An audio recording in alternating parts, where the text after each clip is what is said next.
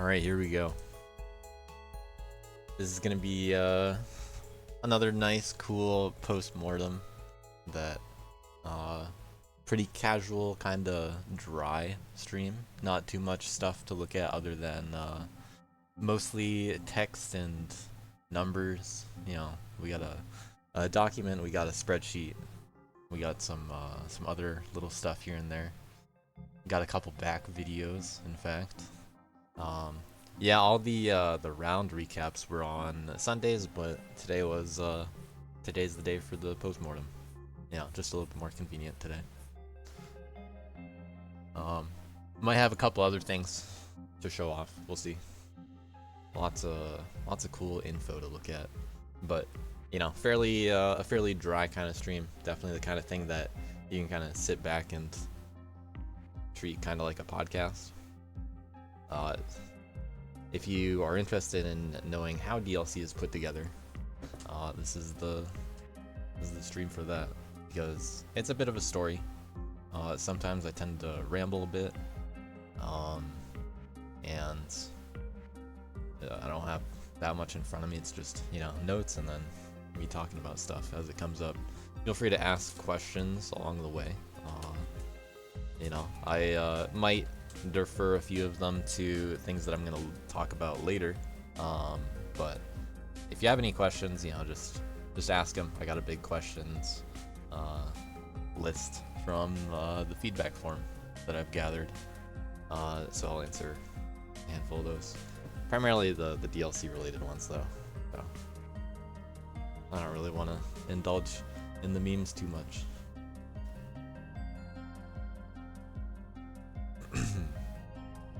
So yeah, consider this the final reminder to do the map poll stuff. You can find the links in the Discord, you know, the announcements.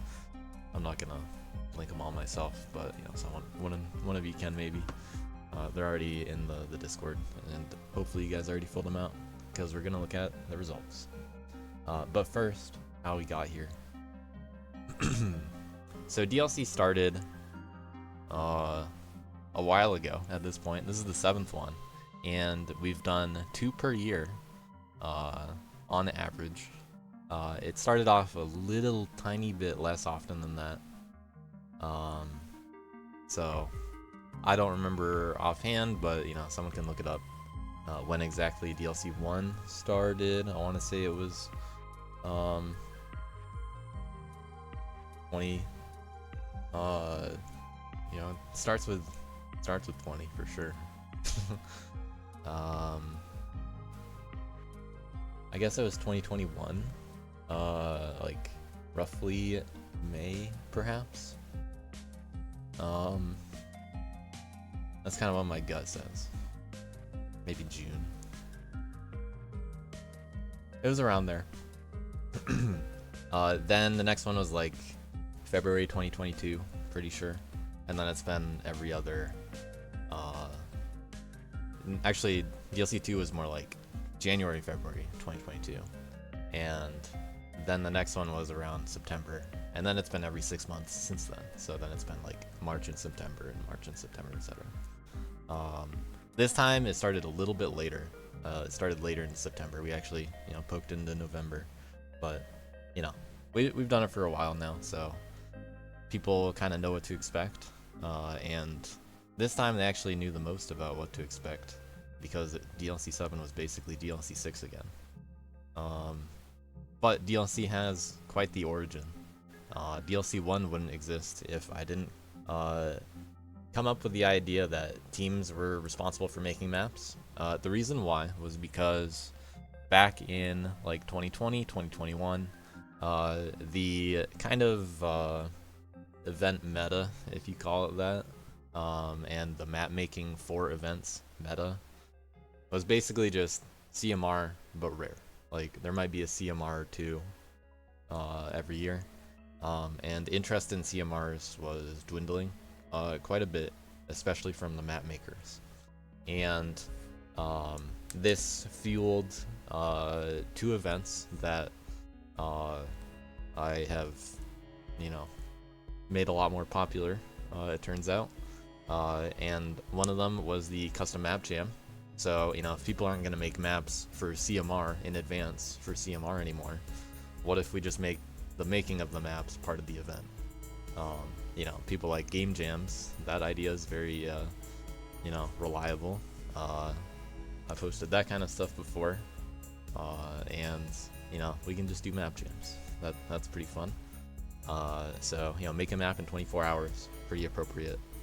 DLC, same kind of idea. Hey, if I group people up onto teams, and in DLC 1's case, we had 8 total teams. You know, just drafted everybody. We had all of the teams make the maps for DLC. You're gonna play all the maps together. You're gonna compete on those maps that you make. You know, it's a good way to get people making maps again with the intention to actually try to compete on them. You know, let's actually put the focus on, you know, the playing of the customs, and let's give a whole week for it. Pretty good time frame. So DLC 1 was pretty intense. I was always trying to have these kinds of core principles in mind when it comes to designing DLC, and DLC 1, you know, matched that pretty well. And all of the DLCs since then, you know, this has always been at the heart of DLC. Teams making maps is something that has been extremely necessary for the continuance of DLC, because if we don't have a source for maps, then we're not going to have DLC. And I don't want to just, you know, have old Alice maps the whole time. So, teams make maps. That's just the way it is. Very good to have that part of the process. I've always wanted it to be very inclusive, you know. Even the most competitive and the new players should be allowed to participate and get some fun from it. So a lot of DLC has to take that into account, because that's just the way that it's been built up. And you know, it's a pretty cool, unique environment. It's something that was sorely needed in Dustforce. We don't really have that competitive of community. Our community isn't really that big either. And this is ultimately, it's been a very successful and better fit for the community than CMR. You know, this DLC really is just the main event. This is the event that people return to Dustforce for. This is when people are the most active, by far. Like, you can even look at Steam played data, and you'll see that kind of stuff just be pretty obvious. It turns out people play Dustforce the most. They come back around for DLC. So really cool event. Great to have it twice a year even. And it's definitely evolved quite a bit. But DLC 1, that was a pretty big start to it. You know, cool new idea. Got a lot of people coming back for DLC 1. We had 8 teams of roughly 8 people each. A little bit less than that. It was mostly teams of 7 and some teams of 8, I think. But we had 6 maps per week. Every round was 1 week long. That was the case until DLC 6. Every round is just 1 week. And there were 6 maps. At both the SS leaderboard and the any percent leaderboard counted. Basically everything counted. Everything was worth a point. You know, what placement you got was worth pretty much that many points.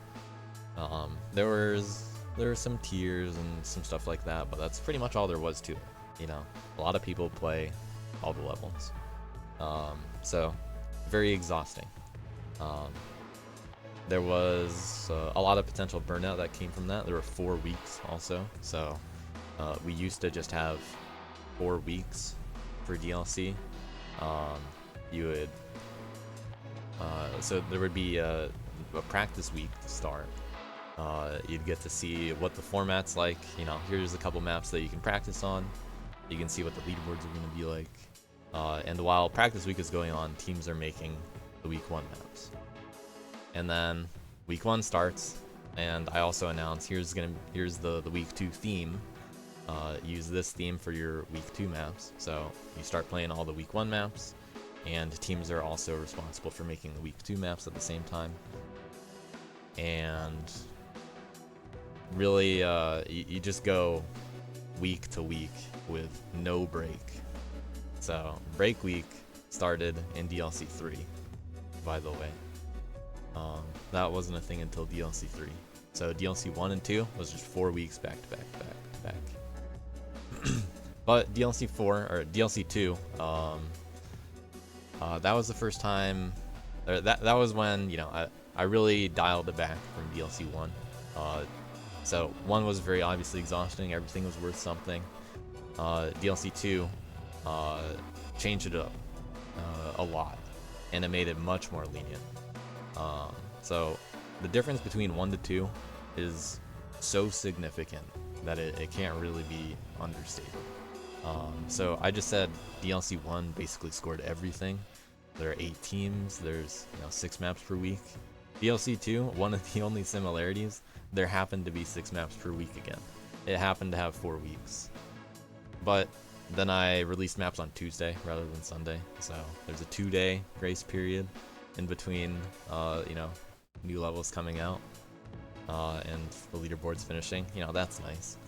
There are only 6 levels. Well, you only count on your top 4 of the 6 leaderboards that you play. So all of a sudden you now only have to play a third to half as much as you had to do in DLC 1. But guess what? The real twist to DLC 2 was all the teams were 4-player teams. 4 players allowed on one team. And there was an all-star character theme to it. So these leaderboards, each person on your team has to pick one character for that week. That's the character that you're playing on every level that week. So if you're the kid player on your team that week, and you might switch it around week to week, then you're playing all the kid leaderboards, and your top 4 out of those 6 leaderboards are what's counted. And DLC 4 was the first time that we had the replay script. So DLC 1, everything was visible, so it's just fighting for execution on everything. All the strats are visible. Encouraged a little bit of trying to save your little strats for the end, and that was pulled off the first time. But ever since DLC 2, we've actually had hidden replays. In DLC 2, had the only way we could hide replays was we had to hide all replays. There was no watching your own replays. There was no watching your team replays. Replays just didn't work, and that was part of the process. That's just what we had at the time. So thanks to MSG, he made it possible to hide replays in DLC 2. Dust mod's a pretty cool thing, and that was pretty great. As a result, DLC 2 had incredibly non-linear levels. First time ever playing around with this kind of stuff. Very exciting to handle all this new territory. No replays. What happens if the levels are very non-linear? Alright, well it turns out that's actually kind of exhausting too, but it was very fun. DLC 2, thanks to its more strict kind of signups, significantly smaller. It's hard to have a team in mind when you sign up. Not too many people are going to sign up if they don't have a team in mind, even though we have some leftover players and we stick them together. DLC 2, because of its signups, that one was just the smallest DLC. It was like 11 teams of 4 players. That was the total for DLC 2. Since DLC 2, it's obviously increased. And I think 1 was around where DLC 4's size was. It was around the same size as 4. But, gradual increase ever since 2. So DLC 2, really good. But guess what? We're gonna change things up again. DLC 3, this time there are 4 teams, and we had a different kind of drafting system. So DLC 1's draft was a pretty standard snake draft. We do it live. DLC 3, every time we've done a draft, we've done it in DLC 3's style. Which basically means I get the captains together beforehand, and we just kind of agree on, the draft placements as we draft them. And we talk a little bit about balance and if we need to move some people around. So it's still a draft, but there's a little bit more, group oversight with the captains, and a little more possible, like, maybe we have to rethink the balance of these teams with this in mind. And it's just more convenient to do that in a private call rather than we do it live. Just in case we need to make some changes after the fact, because most people are not going to be a fan of like, yay, I got drafted for Team V ceilings, I love that, and then 1 day later they actually are no longer on Team V ceilings. They're better off. This is one of those situations where you're kind of better off not knowing what you missed out on. This wasn't finalized then. I'm sorry. But that's how drafts have worked since then, and it's been pretty streamlined. But DLC 3's gimmick, basically up to the character leaderboard idea from DLC 2, to a different kind of level where it had many smaller leaderboards, and people were able to choose which leaderboards they wanted to play. What I mean by that is, say there's a man leaderboard and a worth leaderboard and a kid leaderboard and an 80% leaderboard and a task leaderboard and a 2-player leaderboard and another side category leaderboard, just spread out on a bunch of levels. And that's just kind of how it worked. There are also some tiers of players. So this was the only time that we put players in tiers, roughly based on expected skill level and value to the team. But that kind of system significantly overshadowed literally everything else in DLC 3. It basically ruined DLC 3 in my opinion, because people just get way too caught up in something that actually had almost nothing to do with DLC 3. But because people were so caught up in it, I had to pivot DLC 3 to use it differently, and have a little bit more of a correlation to, alright, well, if we're having some tiers, I need to treat the tiers a little differently with how I treat a low tier level player leaderboard. Let's have a mid-tier one, and we'll have high tier players have to have this kind of leaderboard, only or everybody can count for these leaderboards, which basically means higher tier players are allowed here. High tier players are excluded from this leaderboard, and high and mid tier players are excluded from these leaderboards. But that kind of stuff's really dumb, mostly because we don't have that good of a way to measure how well people are going to perform in DLC before they perform in DLC. So there's no possible way to make something like that fair unless there is a significantly more active and data-driven community. And people just, they get caught up in it. So I'm not planning to ever go back to anything that separates players by expected skill tiers. I don't want to draw attention to those in the future, primarily because of DLC 3 doesn't really work with it. It didn't even matter for DLC 3, and it overshadowed a lot of the stuff in there. But you know, there's a lot of stuff that we've changed significantly over time. You know, DLC 2 was the introduction of challenges. That was a pretty big deal.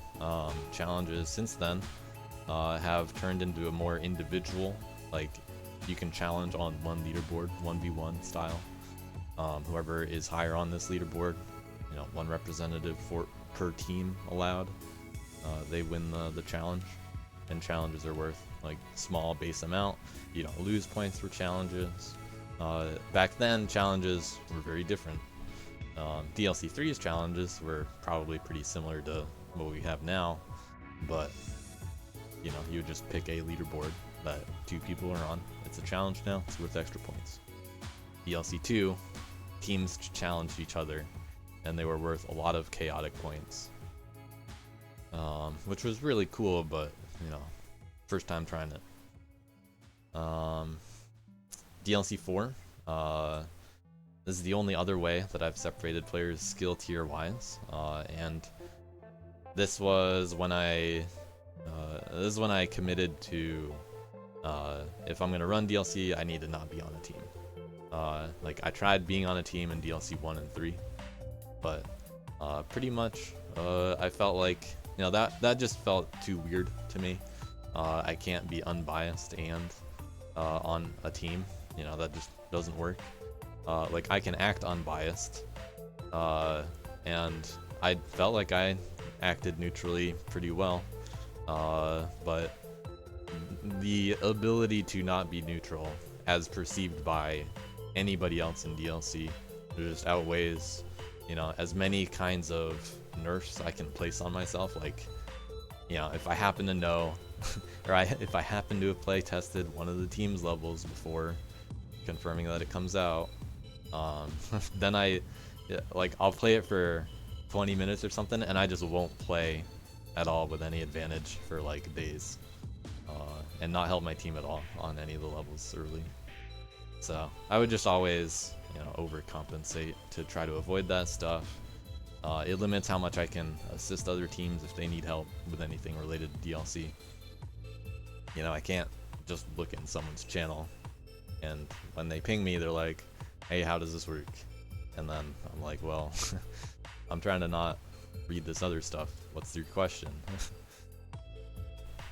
You know, it's just something that's been a lot better ever since DLC 4. But DLC 4, that was top players versus the world. That was the theme and side event of DLC 4, and that was okay. Basically, I took myself, Fishy, Camel, Uckies, and Fresh off of the main leaderboards. So essentially making world records up for grabs for everybody. Because, you know, we were just expected on average to get the large majority, if not all, of the world records. We placed additional limitations on ourselves, like we're not allowed to start until a certain time, and we must finish by an earlier deadline. And then, you know, after we're done, all you gotta do is bop us. You know, that kind of system, you know, pretty cool in theory, but similar to things that from other DLCs that don't really work out. DLCs, you know, I kind of pivoted away from top players versus the world as it went on, because the ways that we were encouraging this kind of difference between player tiers, and like how challenges worked with handicaps and all this stuff, it all gets incredibly arbitrary. And when you start to try to balance things like that arbitrarily, things get like you don't really know when to walk it back, and when it's okay to adjust things without it being unfair all of a sudden. So, you know, it's always a guess at where the balance needs to be, if there's some kind of value you got to put in there. And in this case, you know, is it fair to have to stop playing the level one day in advance? Is it fair to, you know, You gotta beat me by 2 seconds in this challenge. We don't know. That's it's something that it's hard to judge, and as a result, I kind of moved away from the top player distinction, just focus on, all right, well, here are the normal teams. It's a lot more similar to how DLC 6 and 7 worked, the DLC 4 format. You just have a bunch of levels, and then you have a bunch of SS leaderboards. It had a few side leaderboards. It was the first time we ever used keys. So, we had the red keys. Invert keys at that time were better than red keys. And those invert keys were easier than, like, red keys at this time, considerably. Invert keys were kind of like the prerequisite to scoring in the leaderboard, if you know what I mean. But, we tried them out. Keys were very successful. Top players versus the world, not as interesting. Challenges, better to not use handicaps. We learned a lot of stuff. That's not the full story of it, but, pretty good format for DLC, minus the top players situation, and things associated with that. DLC 5, hey, let's change it up again. You'll notice that every DLC has been drastically different from every other DLC this time. This time, every week there is a prompt, and are you team dogs or are you team cats? Are you team CMP lovers or are you CMP haters? We had a few teams like that, Team USA versus Team World, stuff like that. Every week there was a new team comparison. You choose what team you're on every week. So there are only the 2 teams. Choose what team you want to be on. Pretty fun kind of system. It took away the, you're on this team for the whole DLC, which helped. It helped remove a lot of the possible burnout from being on the same team the whole time, which was actually a pretty significant thing. By this time, people, they kind of lose interest if they see that their team's losing. That's pretty known phenomenon. If you don't really have a chance, you're not really gonna keep going. DLC 5 didn't have any of that because you were only on a team 1 week at a time. So that was very effective. That's probably my favorite DLC format that we've done, and I think would actually be the most successful format if we had a more competitive kind of community. So DLC 5 I think has the most potential when it comes to, for a competitive community, what we can get out of DLC. But not exactly the best fit for us. But what was special about DLC 5, this is the first time we separated inverts away. We just had some inverts like achievements. We expanded the key system because that was very successful in DLC 4 and continued to be extremely successful in DLC 5. So now there's like Red 1, Red 2, Red 3. There's all the wood tiers, all the silver tiers, all the gold tiers. Very good system that we've used since then. But that does mean that we gotta play some of the levels in advance a little bit more.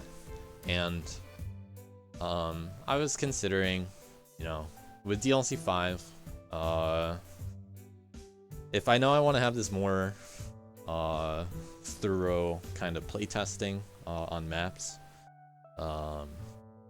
maybe this time I'll actually get people to make some maps before DLC started. This was the first time that we actually made, these pre-made maps. When I call them pre-made maps, that's just what I'm referring to. Maps made for DLC before DLC starts by, individuals, not teams. Those are the pre-made maps. And in this case, not only were we making pre-made maps, we were making one really big and cool and exceptional pre-made map, which was CC5, Cyber Complex 5. A compilation map comprised of all of the pre-made maps. So taking advantage of DLC's format, I pitched a secret project to a variety of cool map makers, and we collectively all agreed, yeah, let's make this a compilation. That's a good idea. And we're like, yeah, this is gonna be CC5, and it really, really went pretty well from there. This one was a big secret, with definitely no leaks, and the surprise factor that, all this time you've actually been practicing CC5, you've just been practicing this cool compilation map, was something that really blew a lot of people away. That's one of the biggest successes in DLC that we've had. The maps themselves, pretty well made, and CC5 just had, good use of theming throughout. Cool thing to do, and a good excuse to do it in DLC. After all, what could convince people to play a 6-minute map? Well, it turns out you were playing it all along. Pretty effective, turned out.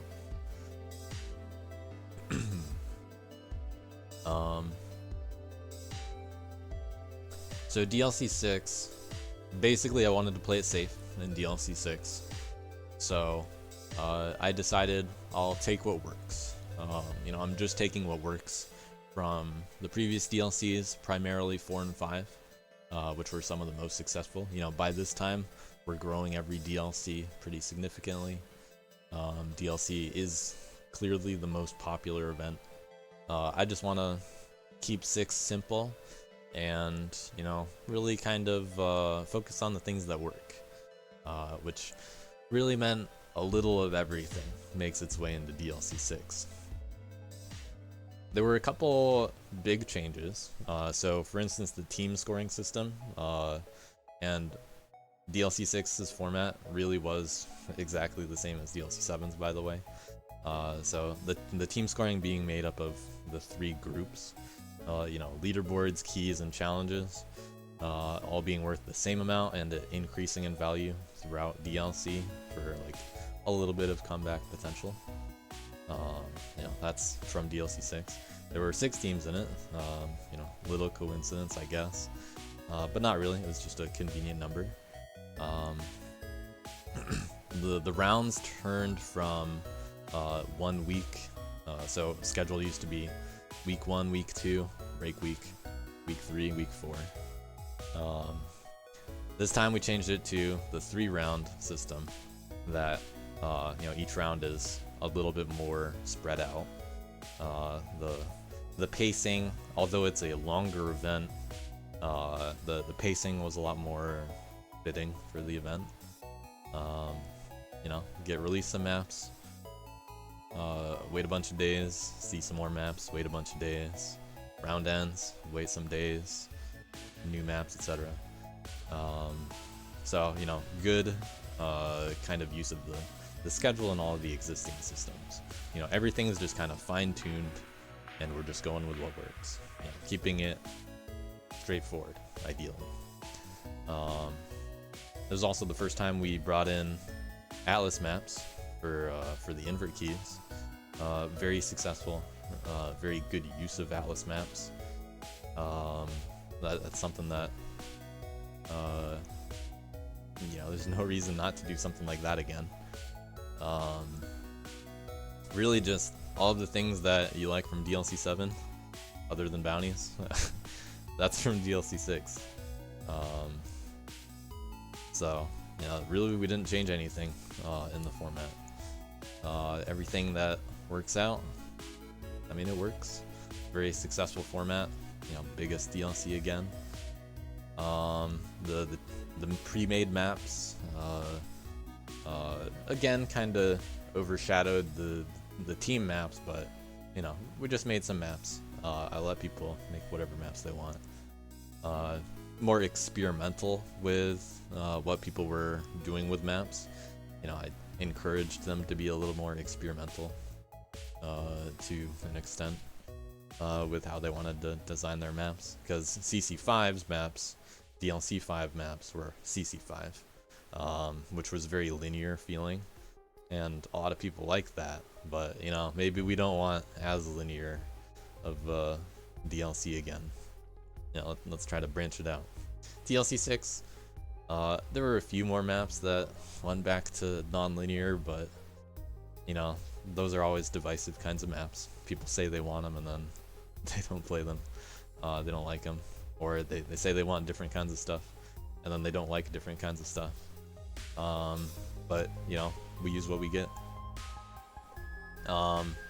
Ultimately though, you know, the summary of basically all these DLCs, I tend to learn the same 2 lessons. People don't take initiative.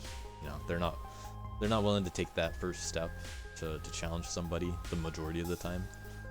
You know, most people, they're not really interested in taking that first step. So we gotta help them along that path. We gotta encourage it a little bit.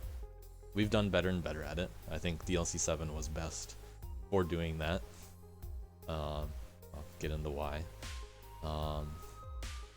The idea that people aren't going to understand the system, because DLC changes so much and so significantly, and there are so many different mechanics behind it.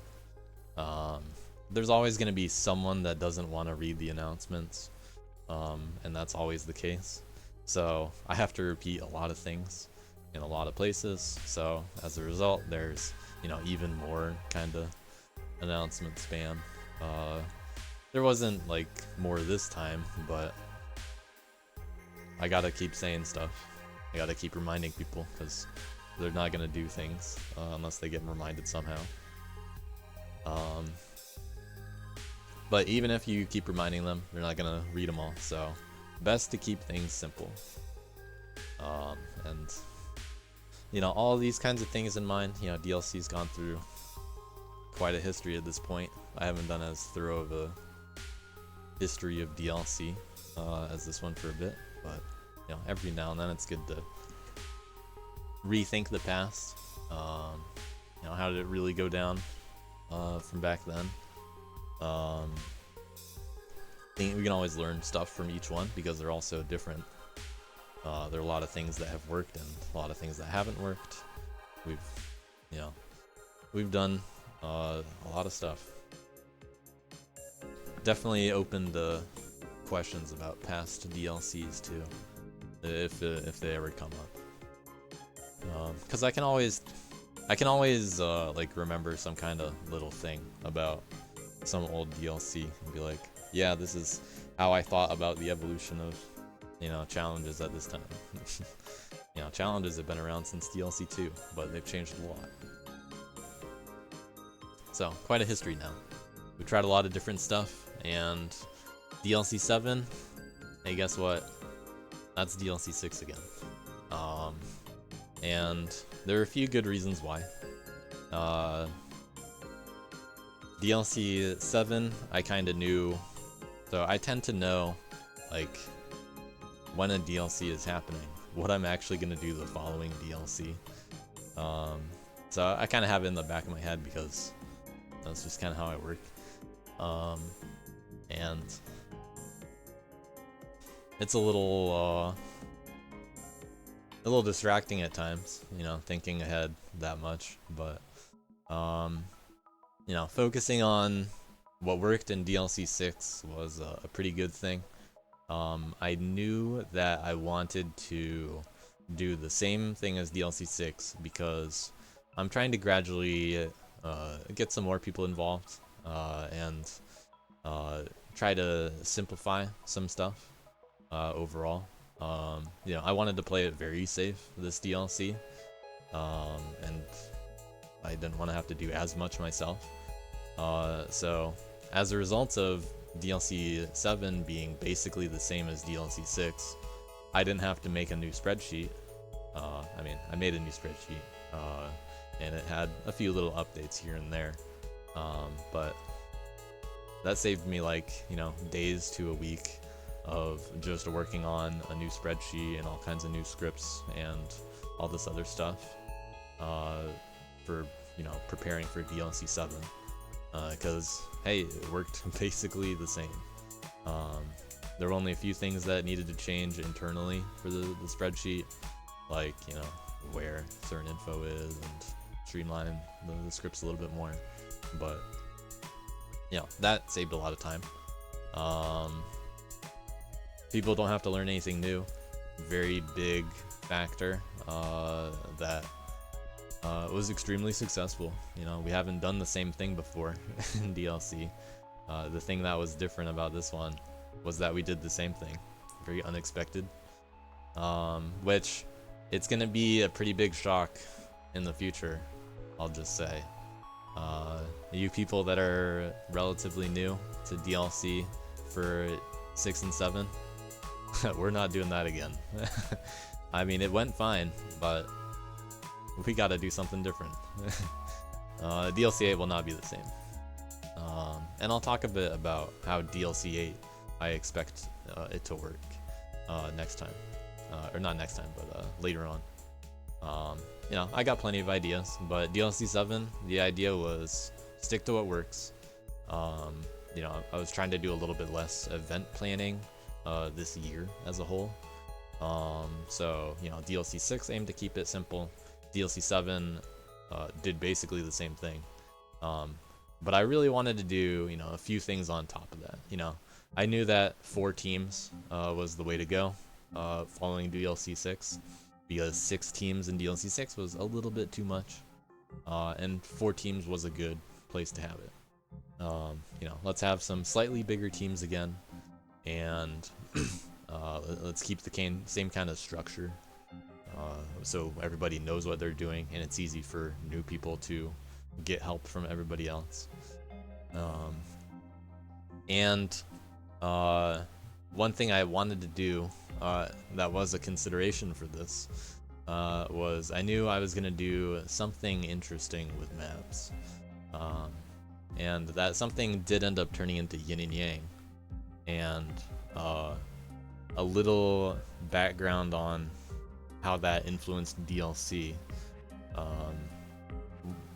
Pretty much, there were a few ideas that I pitched to a couple people around the time of the CMR. So CMR in the summer, that had the light and dark theme. The Yin and Yang map was something that I mentioned before that CMR. I was talking to Camel about it, and I was like, hey, I want to do this cool map. Are you interested? And, you know, surprise, he said yes. And I gave him the option, do you want to do this for CMR, which is very clearly matching the same theme, you know, light and dark, or do you want to save this for DLC, because, you know, we'll just turn it into the long map every week. You know, each round we'll just have one of these maps as the long map, and then it'll be like a little cool surprise again, so, you know, but not as hidden this time, and somehow it was slightly more hidden than I expected. But I mean, it was nice to hint at it a little bit more than CC5, which was supposed to be a big surprise. That was a big surprise, and that was cool. This time, this wasn't supposed to be a big surprise. I thought more people would catch on, but it, it was just No Face and Chipotle. But it's still cool to have like a little bit of intrigue. You know, what's so special about these maps? That's something really cool that keeps DLC more connected. But yeah, I knew from the start, like I knew from before CMR, with Camel, these maps were gonna be for DLC 7. And you know, Yin and Yang actually that's a very complicated level, it turns out. So I made sure DLC 7 was very straightforward, because I knew Yin and Yang was gonna be very complicated, and I was right. there were two big things that I wanted to do that I said the bounties idea after DLC 6. I was like, we need to do some exhibitions. It would be great if, you know, people could race to earn invert categories, you know, earn the keys as a race. You know, that'd be great to have. I wanted to do that for a while. Finally was able to do it for DLC 7. You know, combine inverts with challenges, and it's a race, so, you know, fun idea. Managed to work it in. Fits DLC very well. That's the only new thing. You know, that's literally the only new mechanic, this DLC. You know, gotta have some little thing on top of DLC 6 to have a little bit more stuff going on. Remixes.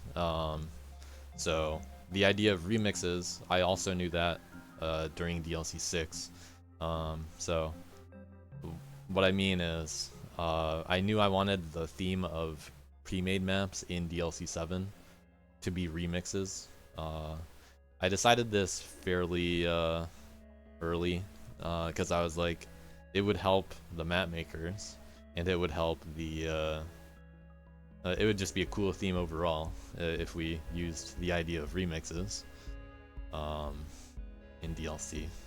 You know, that's a good way of referencing old Atlas maps. It's a good way of re-releasing old, or, you know, not even that old Atlas maps. Good way to revisit some maps that some people would otherwise not think about improving.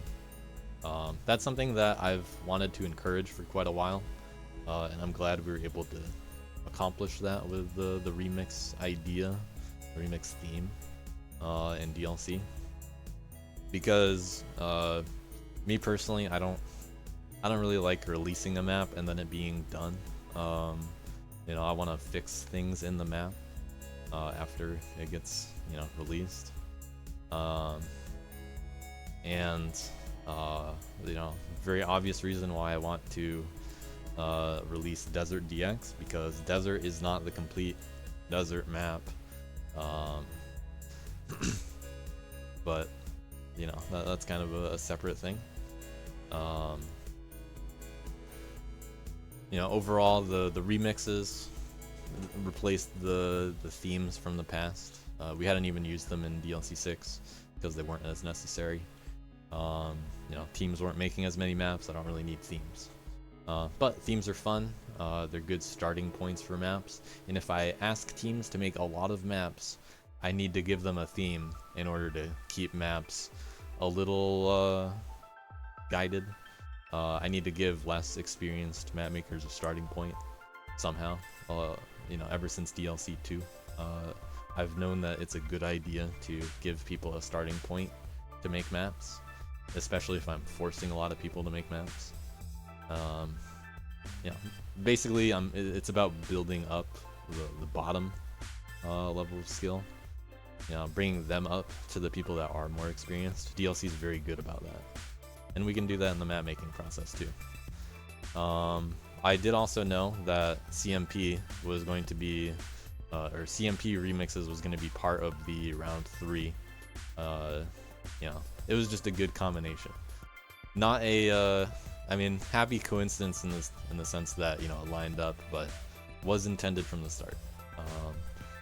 I mentioned CMP related ideas with the anniversary several times throughout the year, in fact. And I knew that DLC was going to align with it, so I knew that the CMP remix theme would be whatever one lined up. You know, whatever one's closest to the anniversary, that's going to be the theme. So that was cool.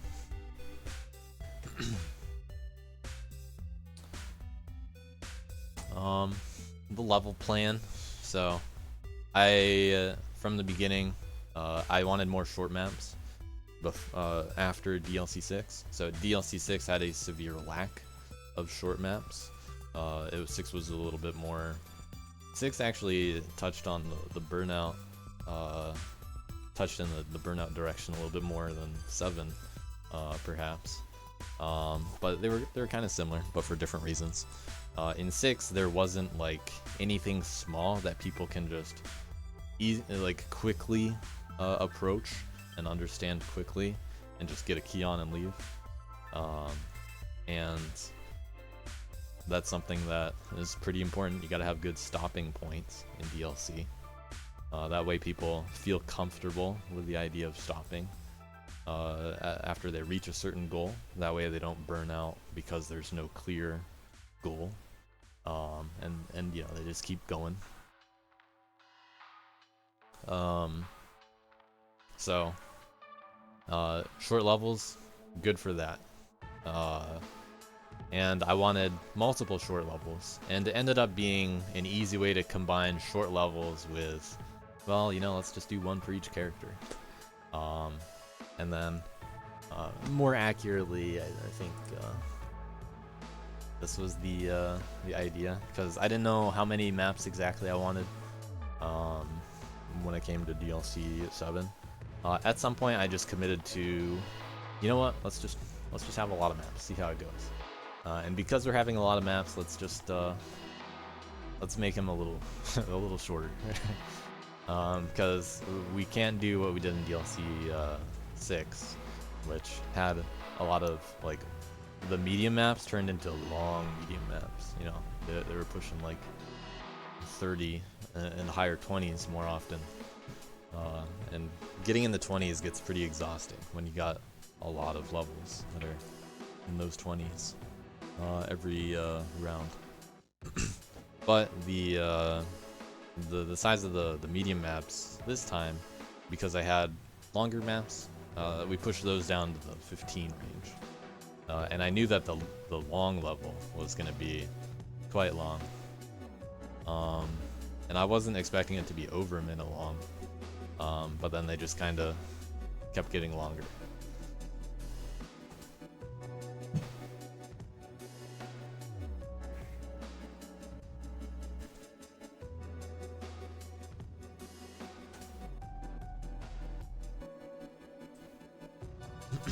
So, you know, there's a lot of stuff to do. It was mostly map related though. I was able to get help from Idle, Rodent, Uckies. Uckies, since he wasn't playing, I asked him, hey, do you want to do some, you want to do these bounties? You want to play in the bounties with me? Because, you know, these have to be a surprise. We gotta test these out a little bit, I guess. Idle helped with some Alice inverts. Camel was responsible for that in DLC 6. But, you know, Camel was already working on Yin and Yang with me. And that was enough for the two of us. And, you know, I made sure Idle and Rodent, you know, gradually picked up more kinds of things to do. They still led challenges, and they did a few more general planning kind of things. But it's a lot easier to do that when we're basically doing the same thing. So ultimately, you know, less to do overall means more time to focus on the map making, and that was a pretty important thing. So, you know, it was good that a lot of that stuff went well in the planning process. The maps themselves, actually, this was probably the smoothest situation for the maps. So in terms of the pre-made maps, I didn't exercise any strict control over the maps this time, really in any way, other than saying, try to make it around 15 seconds. You know, it can be like plus or minus some amount of seconds, not a big deal. Definitely don't go much lower than 15 if you can avoid it. But, you know, if you're looking at 20 seconds, then maybe bump it down a little. I'll talk about the team map stuff a little later. But yeah, good question. A lot of that stuff was randomly assigned though. But for the pre-made maps, didn't exercise that much control. And it turned out that most of the maps ended up done pretty early, which is really nice to see. In fact, some of the first maps that were done were the last maps that were released. And some of the last maps to be done were the round 1 maps. And Arbin Temp, you know, they finished some of their maps early, and Epon was done really early too. And their maps were just like full of spikes. Like I had the map makers pick what maps they wanted to do, and you know, we're talking about it, we're hanging out in a voice call or something, looking at various maps that they made. And both Arb and Temp end up settling on, you know, pretty difficult maps. And I'm like, oh yeah, wouldn't that be cool if, you know, you made an easy version of that, right? And, you know, I guess they did. But, you know, they kept those spikes out. And neither one of them, and Epon included, took their old levels and were like, you know what? I want this to match the no spikes round 1 theme. So then I had to, you know, I see all 4 of these and I'm like, hey, Ukkies and Tess, can you two make some no spikes maps, please? Yeah, it shouldn't be that hard to make that fit. And it worked out. You know, spikes aren't really that necessary. You can just put death stones. But you know, pretty smooth how it went. Occasionally we'd cut it kind of close with deadlines, but you know, it was at least better. It was better than the previous times. Yin and Yang really needed all the time it could get for help there, because this is by far the most complicated kind of planning process for making a map that, well, I've ever been involved with, which really is not saying a lot because I've made 2 maps. One was Cyber Complex 5, which, you know, pretty complex, I guess. But Yin and Yang was way harder to think about, because, you know, I'm making 3 maps at the same time. Pretty crazy kind of map to work on. So that took weeks just to understand how to work on it with Camel, because, you know, basically the summary of how it worked was, I would start one section. I'm like, all right, we know the gimmick of the level. You know, we know that it's gonna flip, and we know I have my geometry and you have your tiles, and your tiles are my open space, and my tiles are your open space. And it turns out that's very difficult to make gameplay for. You know, that was actually really hard to do, and things would end up very confusing, because we had to test, you know, not just that the level flips.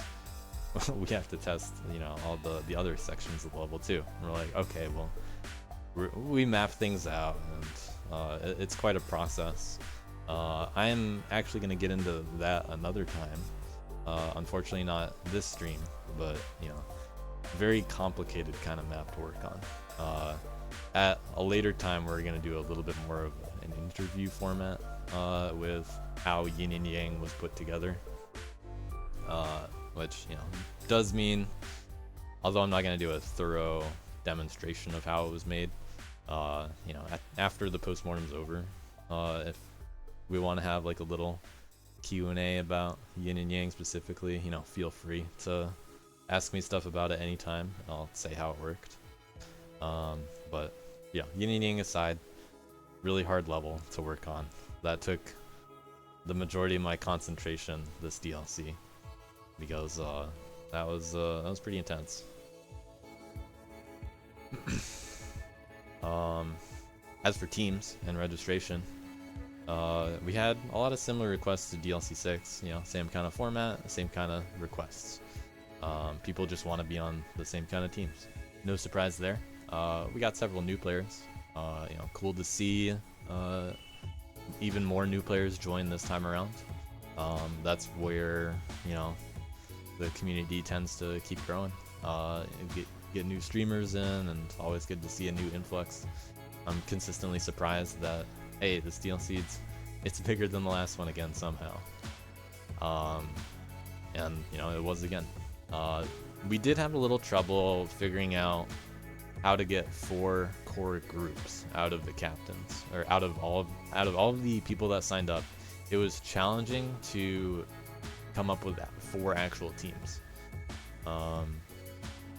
And this was the first kind of warning sign of sorts, that even though it's easier to get 4 teams together than 6,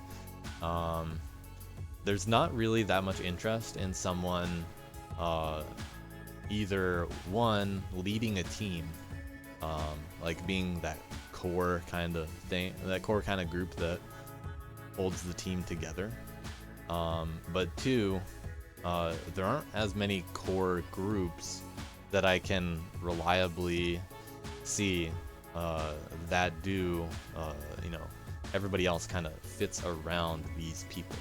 You know, when we're talking about core groups in a team, that's basically how teams are made. So we basically take people like, say, JVC No Face Heavy, were some of the you know, very vocal members of Team Worthless from DLC 6, and there's a lot of people that were from Worthless that really enjoyed being on Team Worthless. You know, it was just a very good team, and the reason why is because, you know, the team was very tight knit.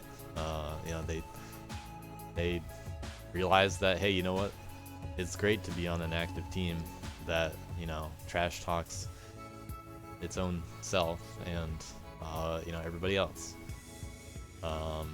and you know, we're just here to have fun. So, you know, really good kind of environment to be on in DLC. Consistently, the people that are on those kinds of teams by far have the most fun in DLC. So I always want, so ever since, you know, DLC 3, the idea of creating teams has always been based on teams that I know will go together well. You know, people that I know can, you know, interact with each other well. And if some people are interacting with each other, you gradually get more people that join the group. And that's how you get new people to feel more welcome in the community, because they're on an active team that they show up in their voice channel or something, and they're just there to hang out. You know, a little bit of teasing is fun depending on the team, but you know, very encouraging. Like, JVC is one of the most encouraging captains that we've ever had for DLC, it turns out. And you know, that was a really good environment to be on in DLC 6. I 100% want to repeat something like that in DLC 7. But you know what? It doesn't always. We don't always want to have exactly the same teams, so we got to break it up a little bit. We got to shuffle things around a little bit. You know, there were 4 teams, not 6 this time. And it turned out there were some people from Worthless that actually wanted to hang out with Idle this time, on Team V ceilings, and Idle was secretly, you know, kind of recruiting some of the Worthless crowd and being like, you guys should defect to V ceilings. You know, kind of abandoning V Ceiling 6 unintentionally a little bit, but you know, there's some people like Miles, Nerdy Air Bear Cow, that were all on Worthless that moved over to V Ceilings. Makes for a very solid group. A lot of people that you can easily see kind of fit in with them, and you know, fun little rivalry ends up happening between Chipotle, which is what, you know, JVC Heavy and No Face ended up being, and you know, Team V Ceilings. That developed pretty well,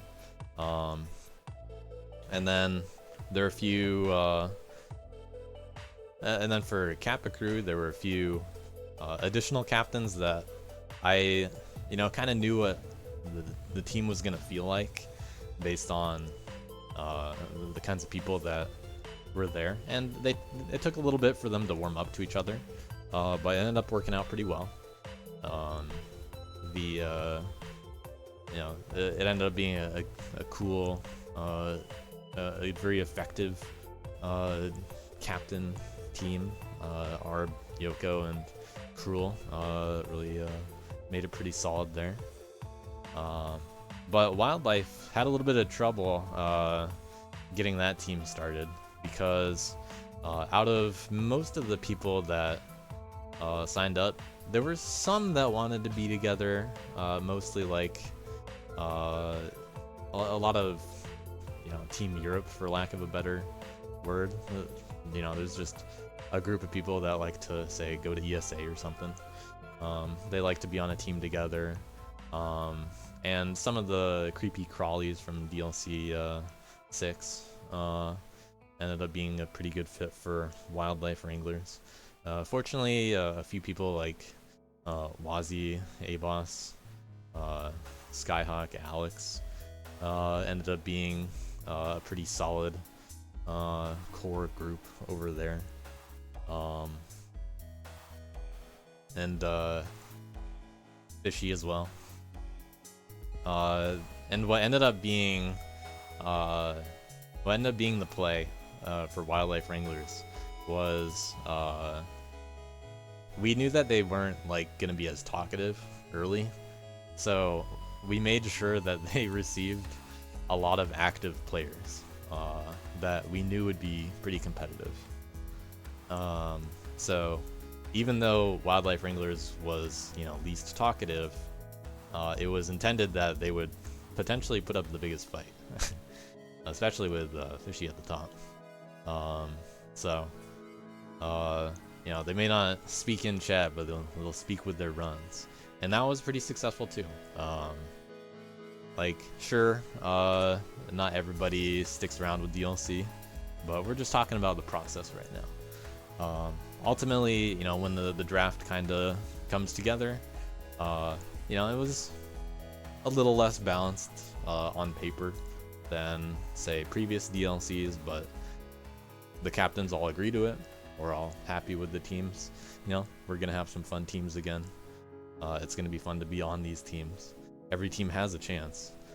Every team really did have a chance to win. But it did feel like the top seeds this time around seemed stronger compared to lower seeds, even out of the 4 teams. Which, personally I wasn't a big fan of, but it's hard to know how things are gonna play out. It's hard to know who's actually not going to play that much, even if they're not sure if they're going to play that much, say their activity level. They're just not sure when they sign up. Some of those people play a lot, some of them don't play at all. That's just what happens in DLC. We don't really know what's going to happen, so it's always unpredictable who will actually win.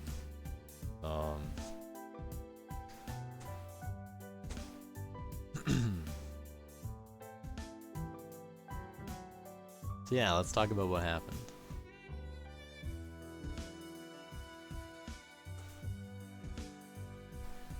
Results. Successful DLC again.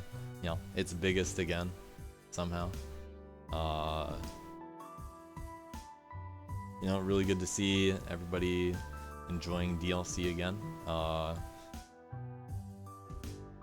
This time, not like that much bigger than DLC 6, but clearly people are getting in the swing of things, getting the new players involved to an extent. The team's mostly doing pretty well. It was just it was good overall, but DLC always has some issues behind the scenes. As far as the team results are concerned, Chipotle did end up winning pretty decisively, but they actually had to fight the whole time, which was good. But they were also the team most interested in the fighting, so they consistently, fought back hardest. And then they happened to win the majority of those fights between other teams, so they overall won pretty handily. Their opponent did also change a bit. It took Wildlife Wranglers a little bit to get into the fight more. Wildlife Wranglers had a good shot every round, but they just happened to lose out too many head-to-heads. They lose just too many leaderboard points or just too many keys compared to Chipotle, and consistently losing just not enough. Good for second, but just not good enough. V Ceilings had a really good opportunity. On paper they look like the top seed, and I do still think that V Ceilings should have been the 1 seed out of all 4 of the teams. Chipotle kind of felt tied at best with Wildlife, in my opinion. Not clearly better than Wildlife, but tied at best, seeding wise, to me personally, because Chipotle, we knew they weren't going to have as many active players, but it turns out they fought the hardest, and they did in fact get everybody to go for gold and all that. So they were able to convert those inactive players generally into people that are earning gold everywhere. V Ceilings lost a little bit of steam following round 1. That's it's tough to see when teams kind of fall off a bit, because they had a really good chance, but that does traditionally happen in DLCs. If you stick to a team and you lose a little bit of interest, you kind of keep spiraling downward a little bit, which in a long kind of process, that's something that I want to try to avoid. But if your team's not really getting into things like challenges, or they're not really feeling the levels, and it turns out some of you guys just end up a little less active, that kind of attitude and feeling does unfortunately build, and that's just something that happens in DLC. I try to avoid it as much as possible, and in my opinion it could have happened to any team. It's happened to a lot of teams in DLC before, but unfortunately this time it was Team V Ceilings. So unfortunate that it does happen, but I mean, DLC comes down to how much people end up willing to play, which always relies on what you're playing, how interested you are in playing, and how good the maps actually are. So if you're not really feeling like Dust Force, DLC not always the best thing to try to commit to as a result. It's a lot of stuff going on, and this particular time it was too much.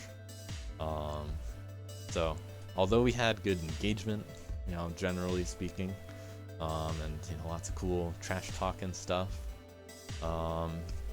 there's actually just a little bit too much to do this time. I was intending to push it when I decided there will actually be 7 leaderboards, but finally pushed it a little bit too much again, like DLC 1 in my opinion. But we kind of have to push the boundaries to see where the boundaries are sometimes, and I like to do that with DLC. So DLC 7 did play it safe in most regards, except for the amount of content.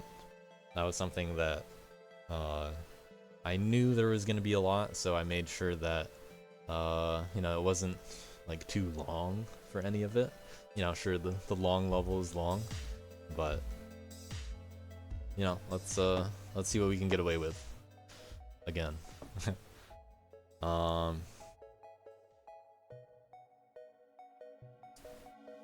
But it was actually so much stuff, it was even harder to recap it all when you have even more levels, and when so many people are trying to find weird categories to put challenges on various levels, and when people are doing their own things like, hey, add this replay and add this replay.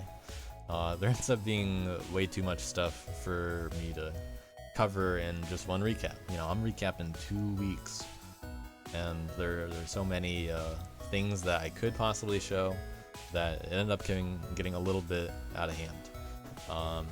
And on top of that, we tried something a little new with the recap streams, which involved a separate document to, you know, think of it like an agenda of here's all the stuff that we want to show in recap. It was just a little bit too different for me to get used to trying to use stuff like that. You know, it didn't end up mixing well with my recap workflow in a way. So it was a pretty hard thing to recap, but you know, we did what we best. I'm okay with making long recaps and long postmortems. It's nice to just kind of show as much as you can and all that. And on that note, I do actually have I want to show 2 videos that I have. Give me a moment.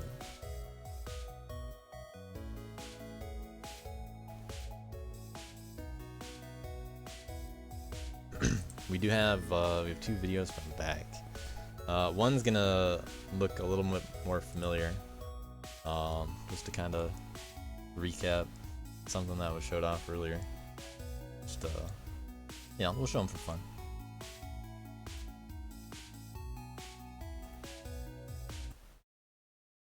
Oh, that's not the right one.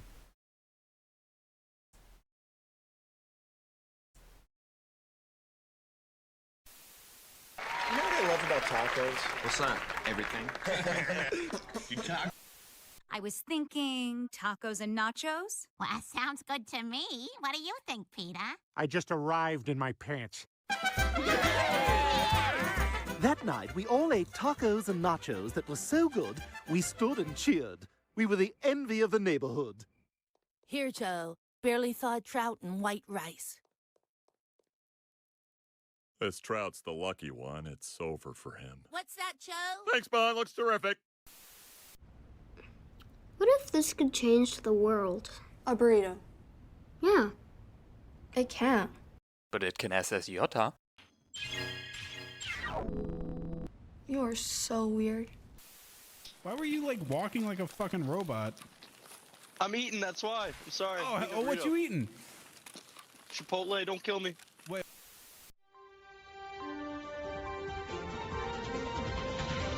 Breaking news. Instead of helping his team win DLC, Dustforce runner Fims of Team Wildlife Wranglers decided to watch tits instead. Kappa crew leader Arbitrary Asian was spotted in a Cybertruck. After these pictures surfaced, Tesla founder Elon Musk tweeted this. Strange creatures spotted on the grounds of Atlas.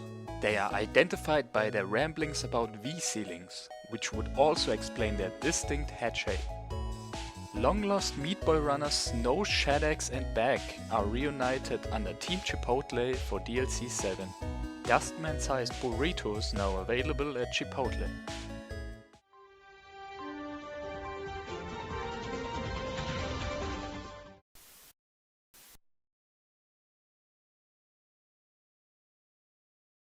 Alright, turns out I have 2. This one I forgot to show last week, but is more based on round 2.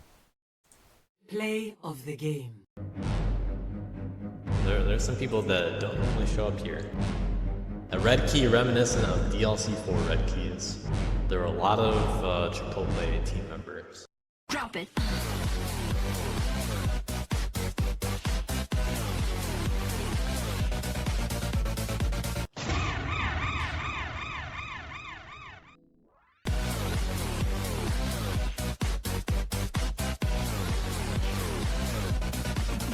Yeah.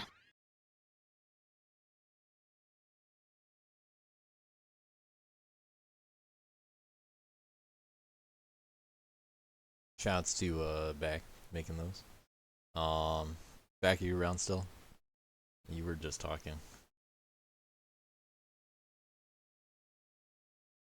The videos are unlisted, but you know, feel free to share them.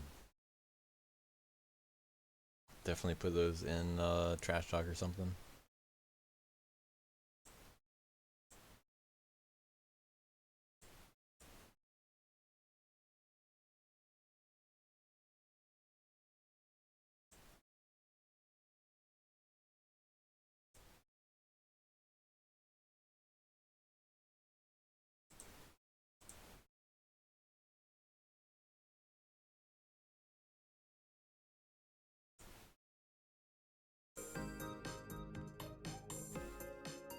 All right.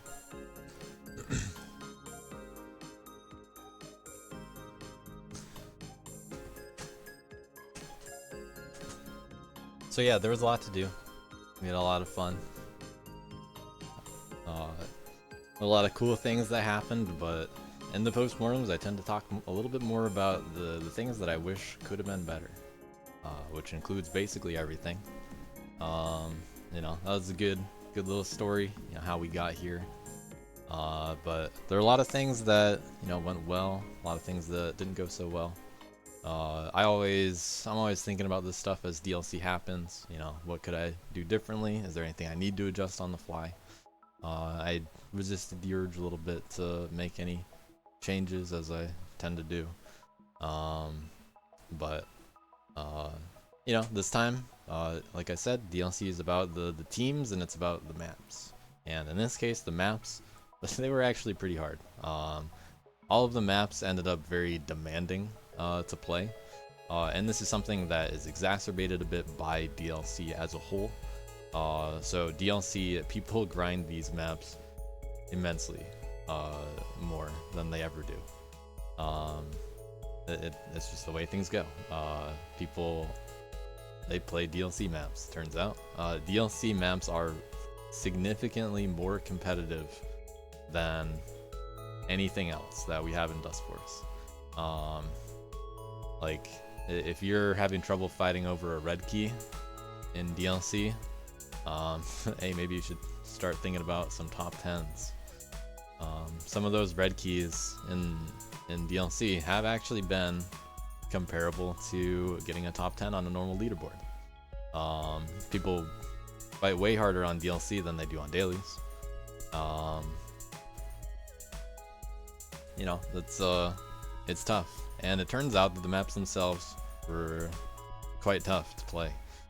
Sure, they had a lot of spikes everywhere, but it's like there's a minimum skill requirement to play the levels well, and this is more evident in some levels than others. And you know, a long level requires that even more, and the long levels were you know, explicitly designed to be pretty difficult to SS. Like, we want it to be difficult enough just to SS the level, where it's a bit of an achievement for players that are less skilled at the game to even get an SS. Sure, Desert doesn't even kill you that much, but you got to know how to boost. You know, that was intentional with Desert. Because DLC didn't have as many teams, that does mean that the differences in strats between teams on average is lower. So there tends to be less diversity in, you know, kinds of strats that people find when there are fewer teams, because you have more eyes on your team looking at the same level. You tend to all kind of converge at the fastest things to do. But it always depends on your style of play. You know, maybe you happen to be looking at the level a little bit differently than other teams. Maybe you get stuck doing the same thing. Maybe you don't realize there's a ground boost at the start of your level all along, and everybody else did.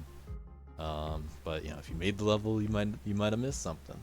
You know, that just happens.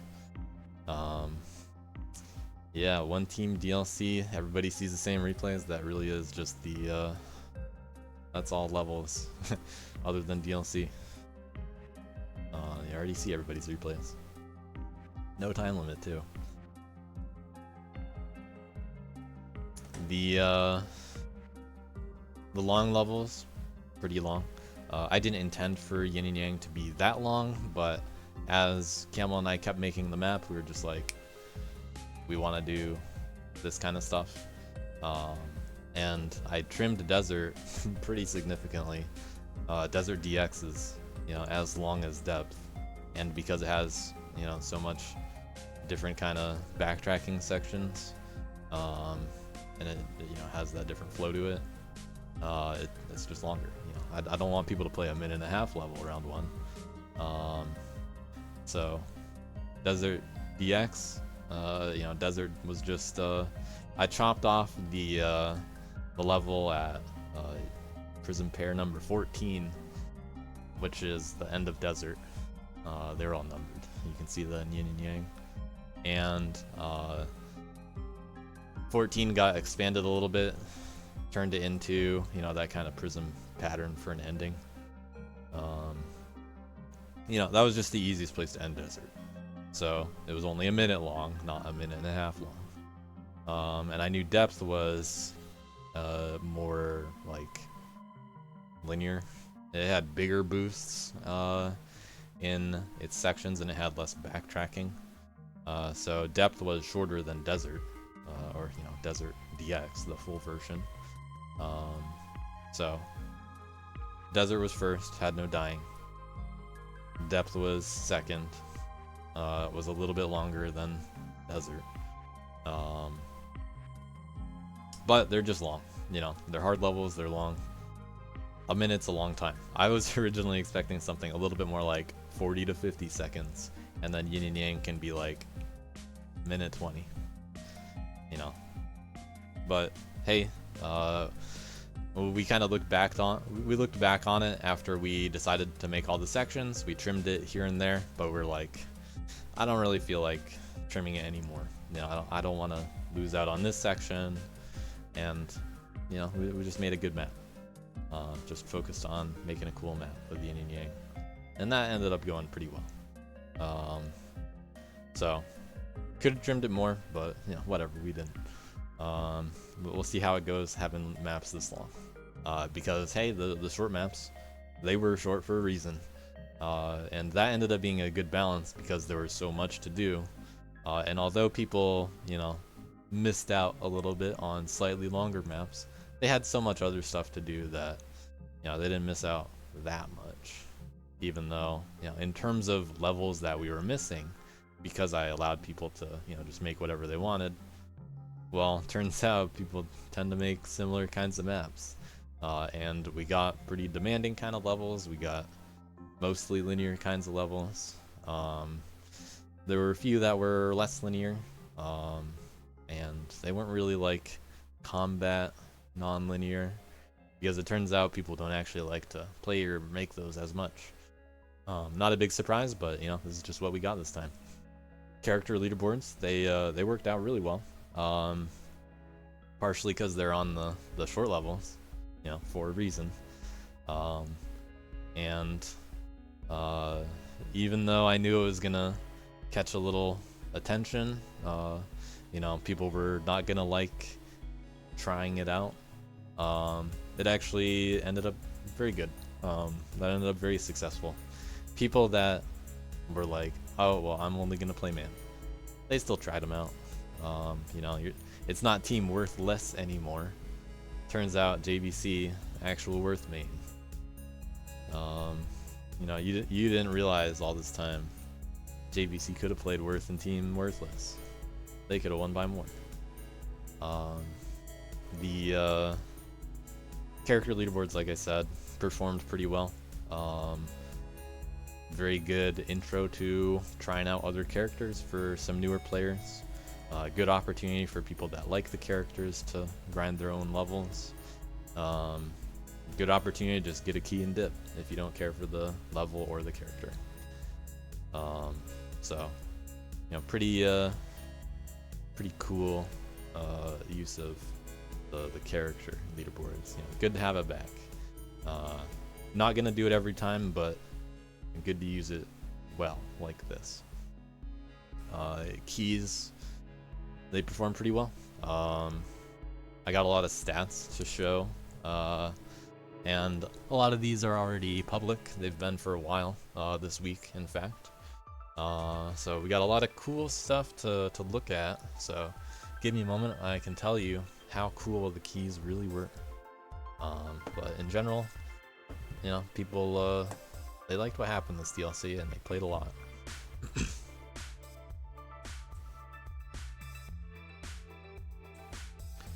Since this DLC was most similar to another DLC, you know, 7 and 6 were basically the same DLC, exact same format. this is the first time that we can actually compare to a previous DLC. Yeah, this particular time, we can see what DLC, how it compared, yeah, stats wise. Pretty cool to get it all together.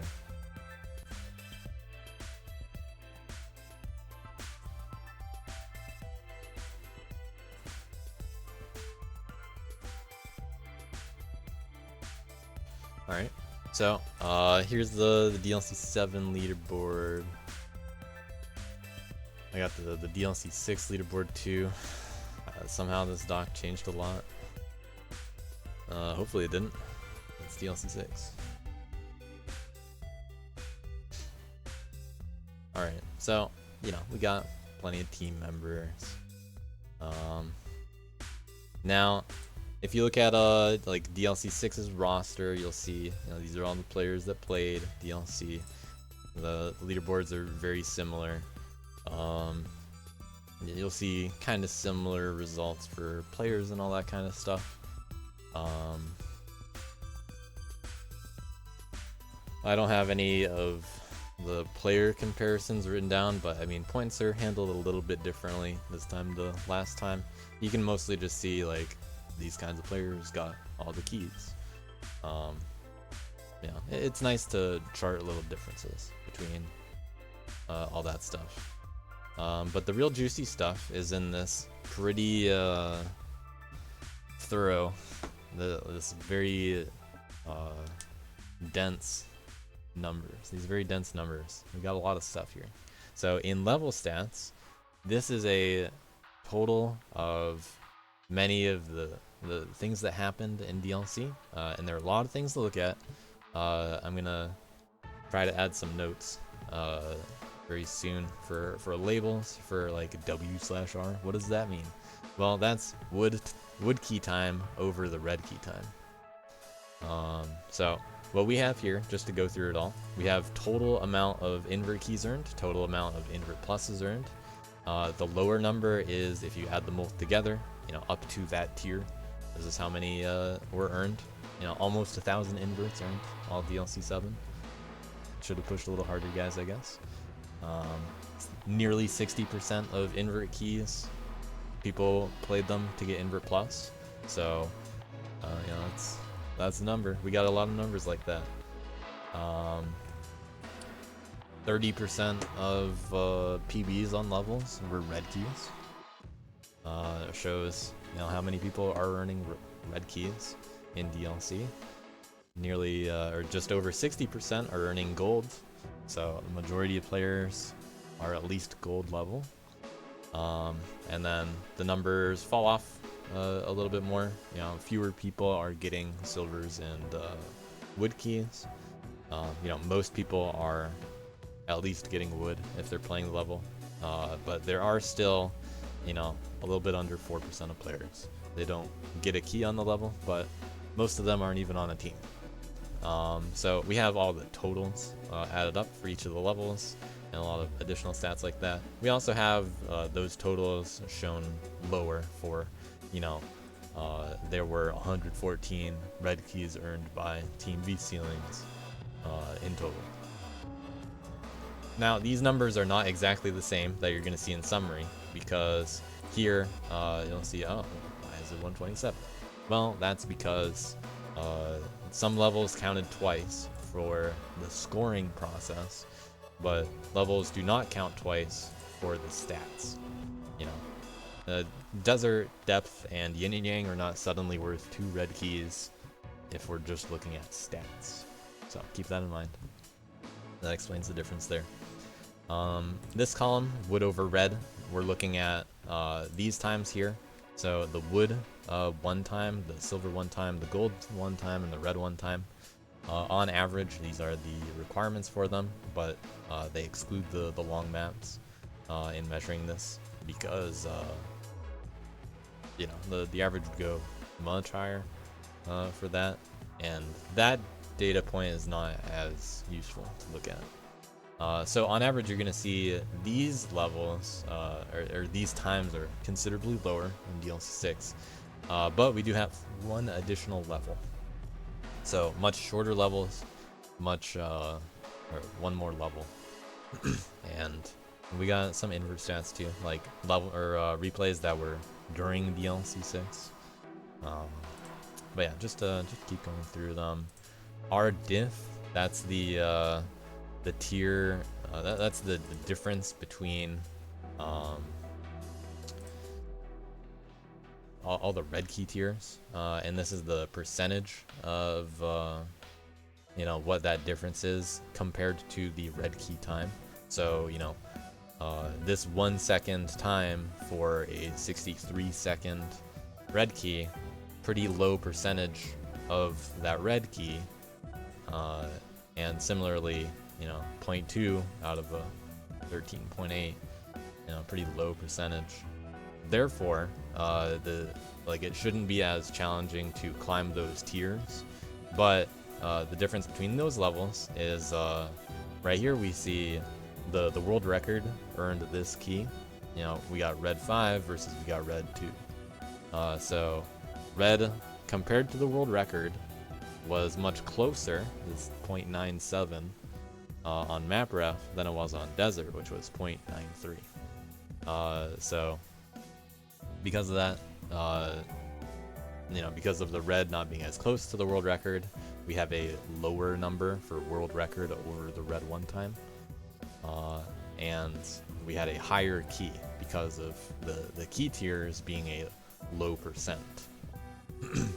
But map ref, you know, that was one of the stricter red keys. Map ref, in fact, tied with Lavender for least earned red key of the event, both at 13, but not like a big outlier for any of that kind of stuff. But that's like the kind of stats that we're looking at. And then to the right we have total number of replays. So round 1 always gets the most replays. Most people are playing round 1, and then it always falls off a little bit. So most number of replays.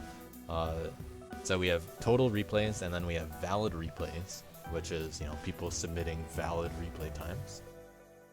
Then it's separated by the characters, and we also have how many are SSs and how many are ASs. So you can see like Lavender has a lot of ASs in round 1. But that was fewer ASs than Realoak 1000 had, which was the most in DLC 7. That had the most ASs. But there were plenty of other levels with a lot of ASs. Rubble Boost is the only one in the double digits. So if you're playing the level, you're gonna at least SS it more often, turns out.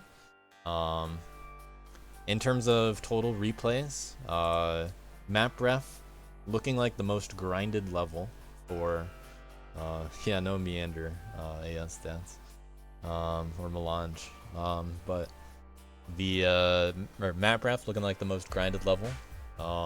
That's the most valid replays. People really played map ref a lot, and even if you take out the valid kid replays because of the invert key, it's still the leaderboard that was the most grinded.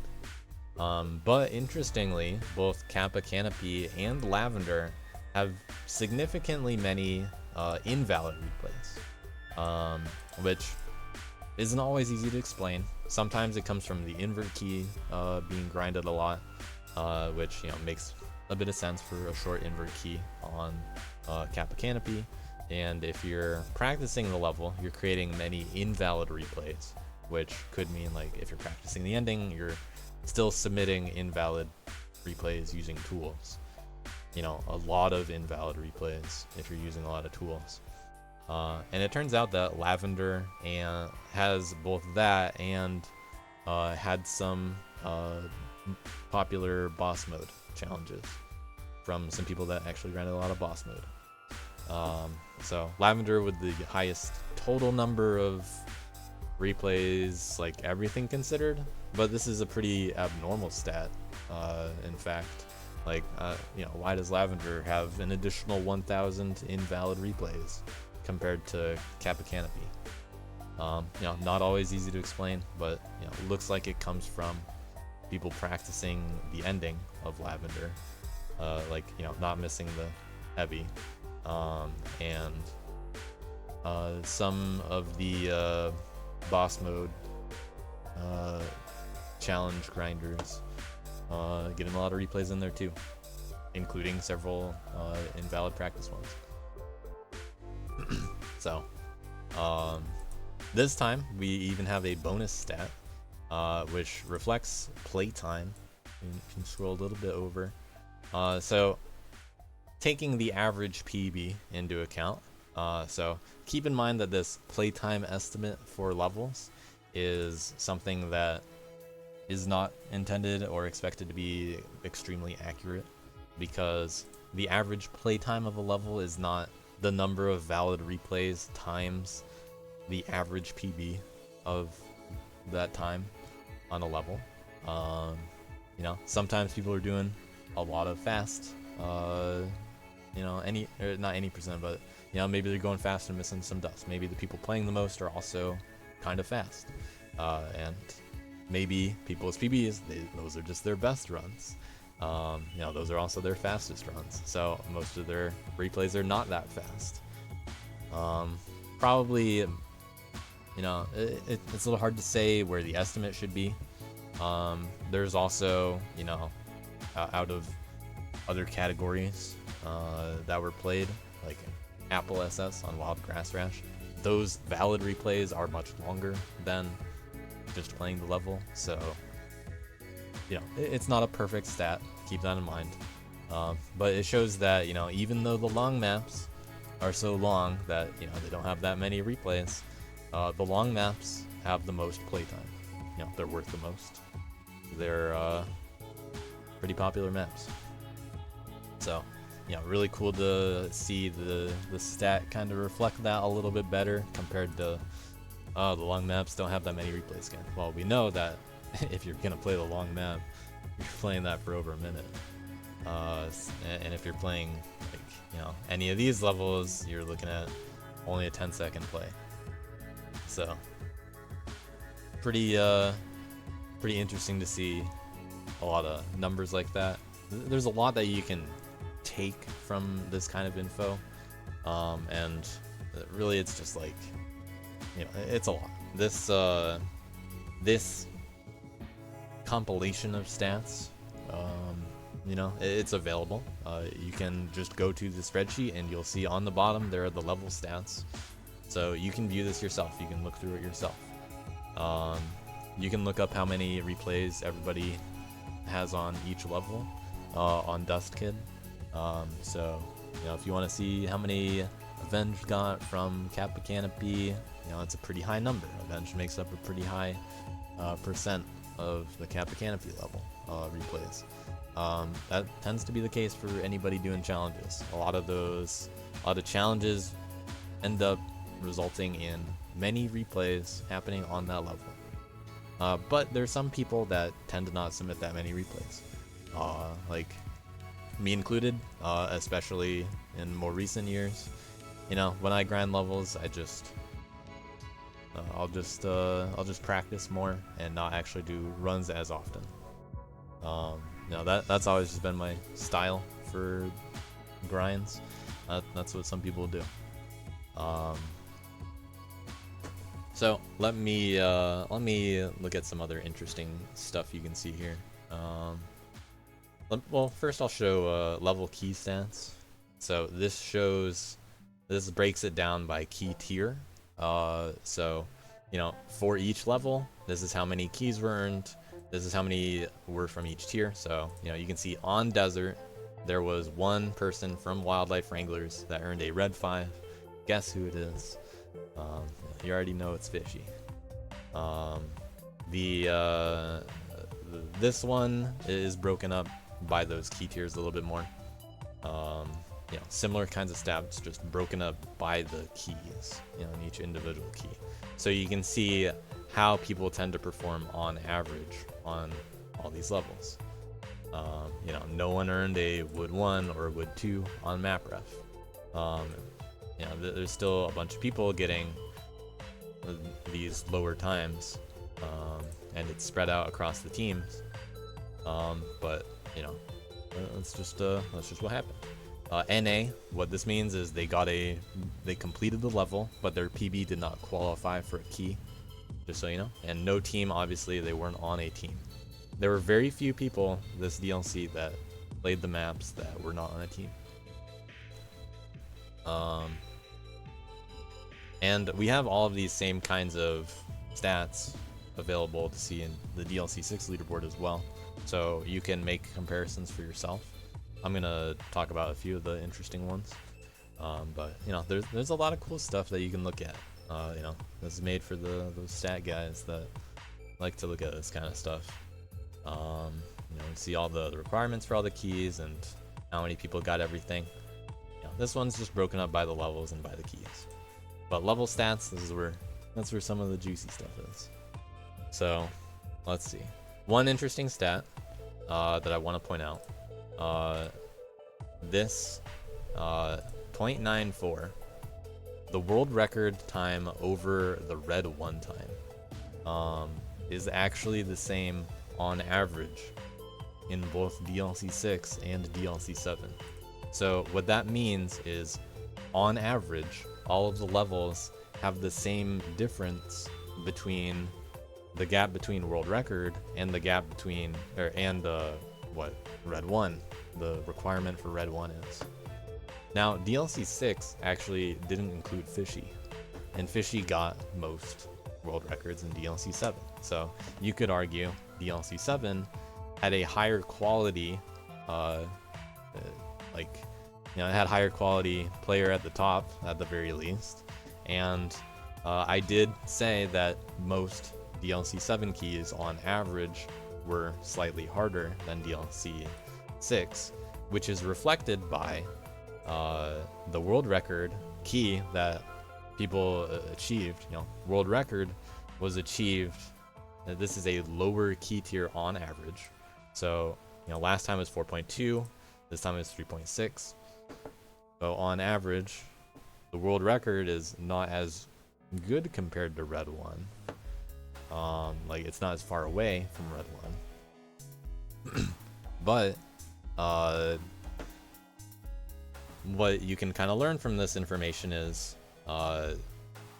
with this in mind, and knowing that the key difficulty is across the board more consistent, you know, it just happened to be more consistent, even if there are some outliers. So the outliers do still balance out. You know, this had outliers, that one had outliers. This, you know, it does still balance out across the board.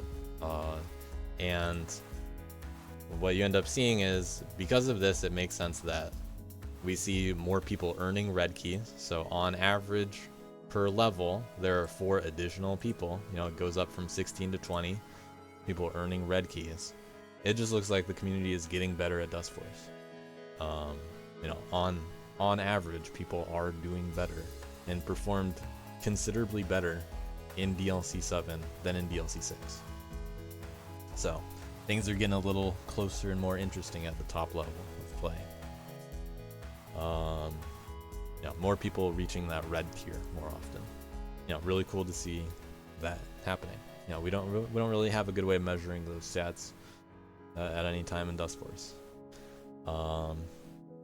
Now, what we also see that's pretty cool is in DLC 6, there were slightly more inverts that were earned in DLC 7 than 6, but there were more invert keys available, which does mean that invert plus is what I'm talking about. So there were fewer invert pluses on average achieved per level, which means that, you know, they were either harder or less popular. But we see a significant increase. You know, we're up from 7 to 11 number of invert keys being earned. So it's you know, there's just more interest in the invert keys overall. So it looks like the invert pluses are slightly harder, but there is, you know, slightly more interest, you know, significantly more keys being earned for inverts. especially because, you know, there's more levels too. We see the number of players. This stat is not in the DLC 6 page. You know, it's a little bit higher. You'll just have to believe me. No big deal. What else we got? Most people playing man. We had significantly higher number of replays submitted, which is, you know, clearly evident of we have lower, we have more levels and we have shorter levels. So, you know, right here, this highlighted cell, replay count, that's total number of replays from DLC 6, 45,000, 75,000 at DLC 7. And then it's broken up, like, this is how many were on Atlas maps. Even though there's only one more level, there's 30,000 more replays. Which, you know, credit goes to the levels on average being shorter, but pretty significant difference. That's pretty amazing. Also, thanks to the character leaderboards, you also see a lot more balance between the character spread. There were more worth record levels in DLC 6, you know, slightly more. People just didn't grind worth as much on the pre-made levels this time. You know, that's just how it goes sometimes. That's just what we had for levels. I do think it was I think Wild Grass Rash was a missed opportunity for worth mains. But, you know, still had a decent chunk of worth replays.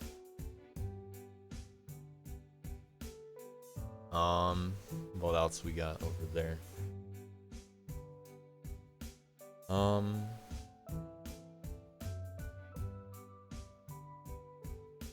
Yeah, just lots of cool data. DLC 7 is 0.47% of all replays on Dustkid.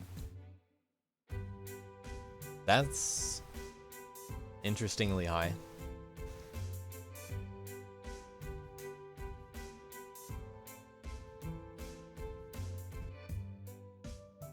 That sounds like it's a little higher than it would be.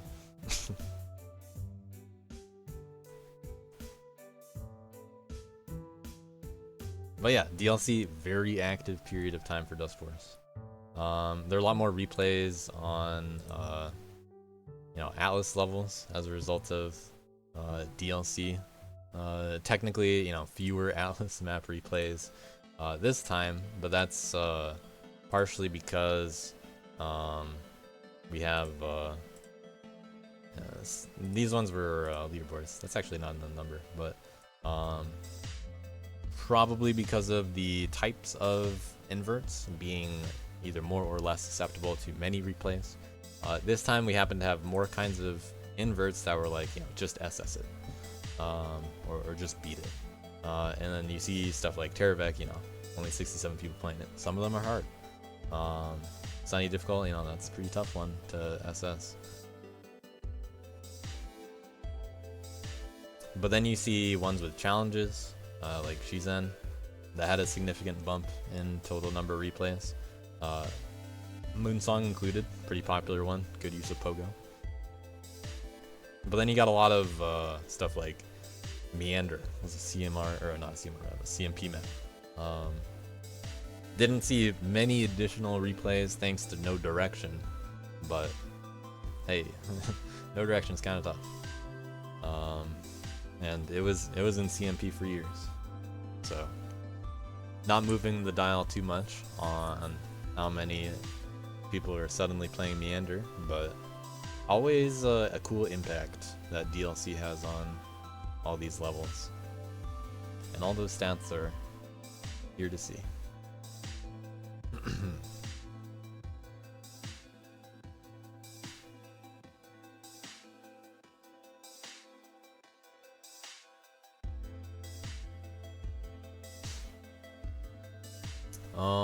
We have any other little stat things? Not yet. I'll show the map poll results pretty soon. Got a little bit more to talk about. So that's you know, that's stats. That's what's cool for stats in DLC 7. That's stuff that you guys can see for yourself. That's just available.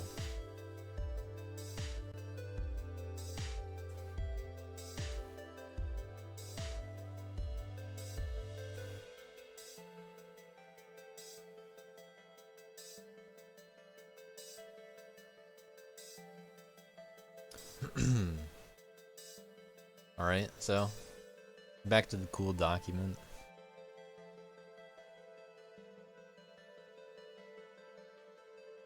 Not too much else to go over, but bounties. Very fun for the people that got involved. You know, they're a little divisive. Not everybody can enjoy them, unfortunately, and it's something that's scheduled, so can't really work out for everybody, unfortunately. But you know, this is just the first time we're trying it out. That's what we're working with. The system itself was very fun, very successful. A lot of people had a blast. Not perfect for everybody though. You know, it kind of sucks if a team's not involved or something else, but it is a good way to get your team involved, which we did see significantly improve. Say like Kappa Crew, for example. You know, it's something for the team to unite on, and that's what a lot of people like. So Bounty is very successful. Of course, we'll do something like that again. There are different ways that I would do it if I could, but there are some things that are not possible at this time. One of those things that I would do this differently if I could do it would be asynchronous bounties, and I've said this to some people before, and what I mean by this is instead of scheduling a bounty at a specific time for absolutely everybody, what I want to do, what I would much rather do, is schedule the bounty for that specific team. So I say there is a bounty that's going to take place at some time this round, and every team has to determine the time that they want to do the bounty. And then they have a time limit, of course. You don't get to learn who won the bounty until, you know, after the fact. So, you know, you just kind of have it, say, an hour and, you know, do your thing, play these levels. I would rather do that kind of system, because that's something that is more fair. You know, I can guarantee that I can get everybody that wants to participate involved. And it's just, you know, a cool thing for the team to do. Fortunately, most people are available at the generally agreed on and consistent DLC, or not DLC, the Dust Force standard event time. You know, always roughly 20 or 19 UTC. That's what we've been doing for a long time. We've had that time for events for longer than I've been in the community. So, you know, 7+ years or whatever. That's how long that we've been doing events at that specific time. So people should definitely know by now. we're gonna be we're gonna schedule things at this time, and I made it a big fact. I advertised it very early. You know, I announced the schedule for DLC pretty early. We already know what the schedule is gonna be like. I didn't announce bounties immediately because I don't want to overwhelm people. But I did announce bounties at some time, and the first bounty is going to be on this day. So, you know, set this time aside, you know, repeat it several times. I put out an example bounty.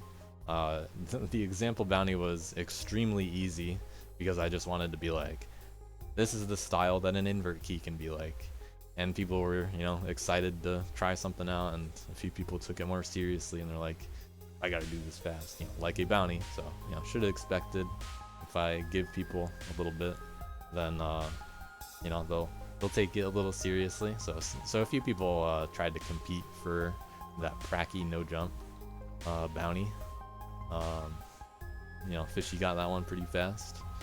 But it was a good intro to invert keys, as intended. Not the perfect intro to bounties, because it made them look like they were even gonna go away in minutes. But I knew there were going to be some short ones and some long ones.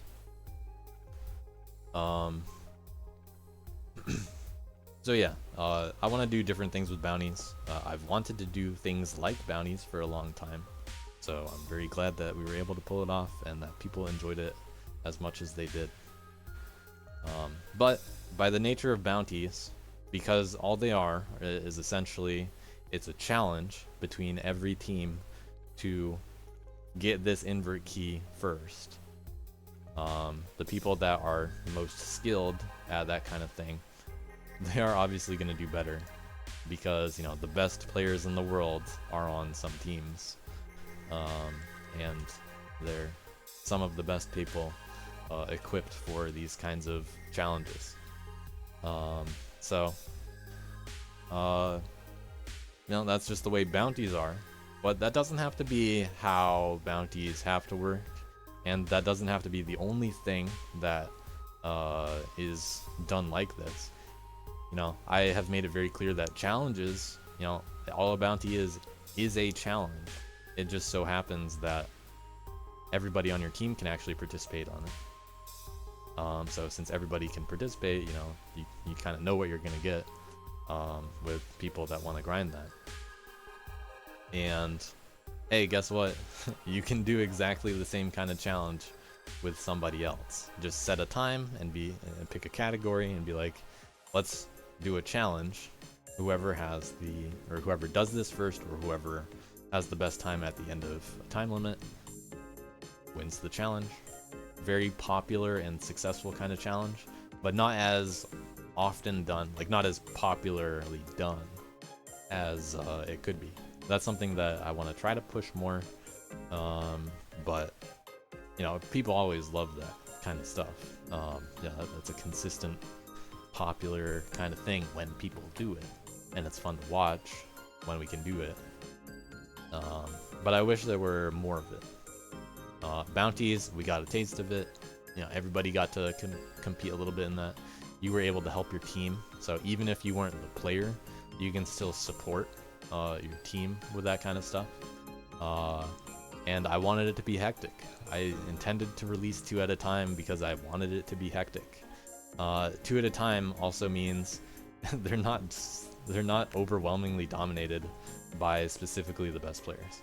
So if I split up the teams in ways that they're not exactly expecting, then I force them to, you know, have to figure it out, which is something that you guys do prefer, but it is a lot harder in the moment. So the you know, that kind of environment to have to solve these kinds of problems that you don't even expect, you know, really good to have. And you know, if there are 2 at the same time, Fishy can't play 2 at the same time. So it's something that rewards teams for collaborating more. Fishy did once throughout the bounties manage to go from one invert plus to the other in time, but you know, that's only once that he was able to compete in both to that extent. So turns out 2 at a time ends up being just enough of a nerf for Fishy if there are 2 separate things he has to try to do. So making sure that the teams are able to still compete with each other, you know, the whole team can still contribute this way. So yeah, good successful system. Can definitely get better. There are things that I would like to do, like asynchronous timed bounties, you know, schedule it at the time that you want to do it. But at this time I can't do that because Dustkid doesn't support hiding replays in that fashion. So in an ideal world, we could have a little bit more control over things like Dustkid or Dustmod, and that would allow for different kinds of things to happen in DLC. But you know, this is what we got. You know, we're making the best of what we got.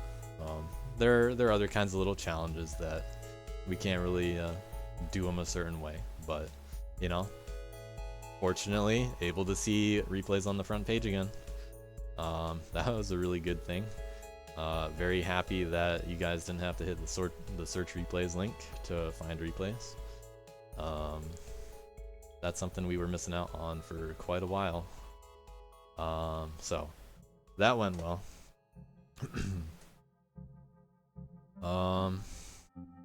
Challenges themselves, pretty successful, but maybe a little weaker compared to the DLC 6 challenges. You know, DLC 6 had a few more pros in terms of getting more people involved from teams. That would have been nice to see this time around. But DLC 7, you know, having callouts and trash talk from the start of DLC 7, great to have that. Kept trash talk very active, and I mean, it was just it was just really good to have that kind of reinforcement. You know, keep playing the level because you got pinged in trash talk. Very fun to see people telling other people they got bopped. I've always wanted something like that from challenges, so you know, this is significantly, just because of that, one of the best iterations of challenges that we've ever had. You know, it really can't be understated how big of a deal that kind of system is, and I'd like to use it a little bit more. It's nice that not everything is just worth, you know, points to do something, but you know, I want to encourage these kinds of callouts. Like, hey, I bopped you on something. You know, that's engagement.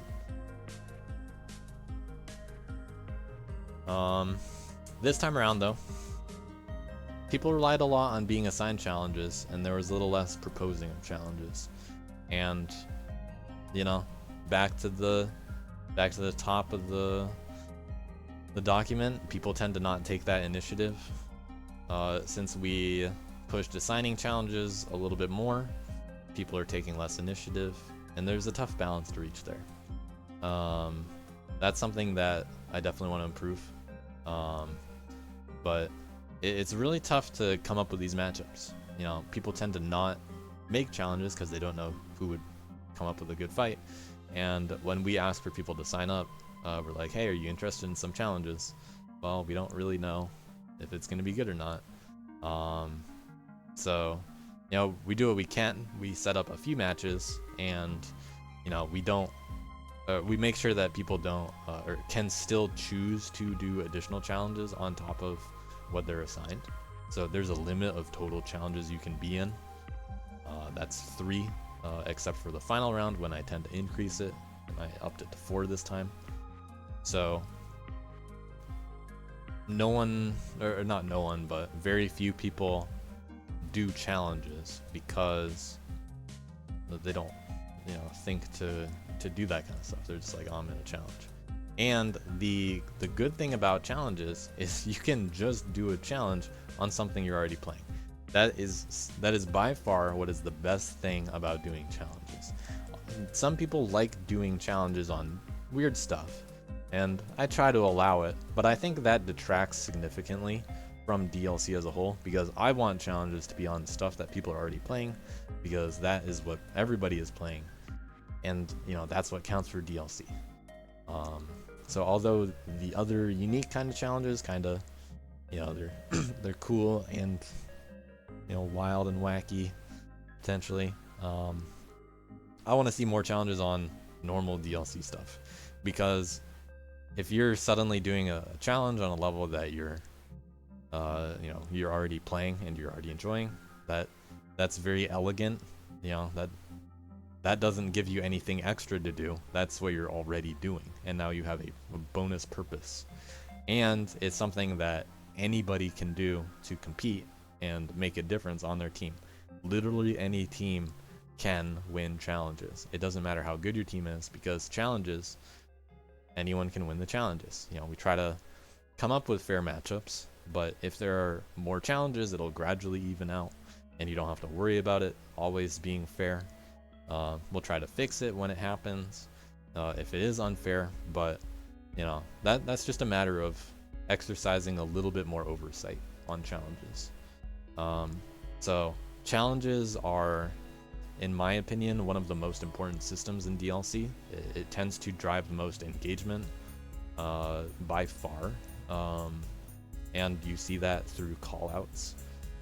You see that in levels that have significantly many replays. Those are from challenges. So challenges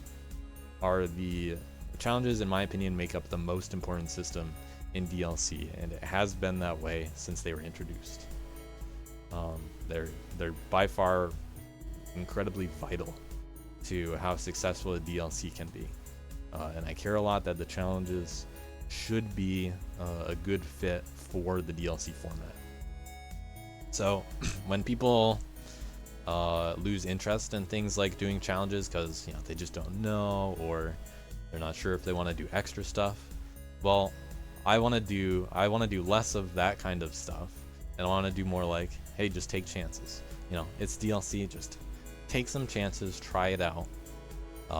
It's okay to lose. You barely even lose anything from a challenge.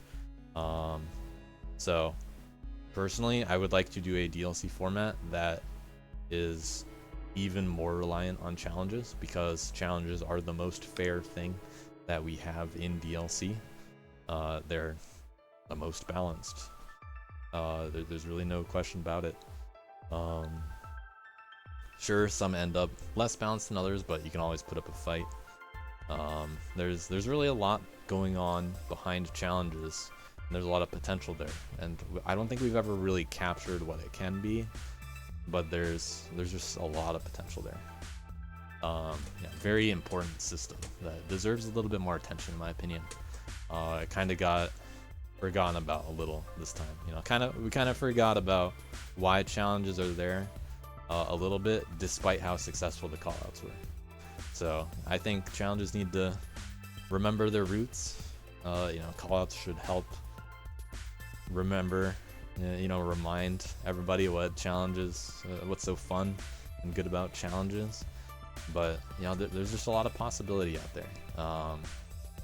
We always try things out in DLC. Maybe we gotta mix up challenges a little bit more, but maybe not. It's a good system. It always just depends on what the format of DLC is. And if you've only been around the last 2 DLCs, then you've only seen the least chaotic format we've ever had. This DLC 7 and DLC 6, by far the most standard, like predictable, safe. We're just playing it safe. We're keeping it simple. We're doing what works. I don't always want to do what works though. I want to have some more fun. So that's just how DLC 7 went down.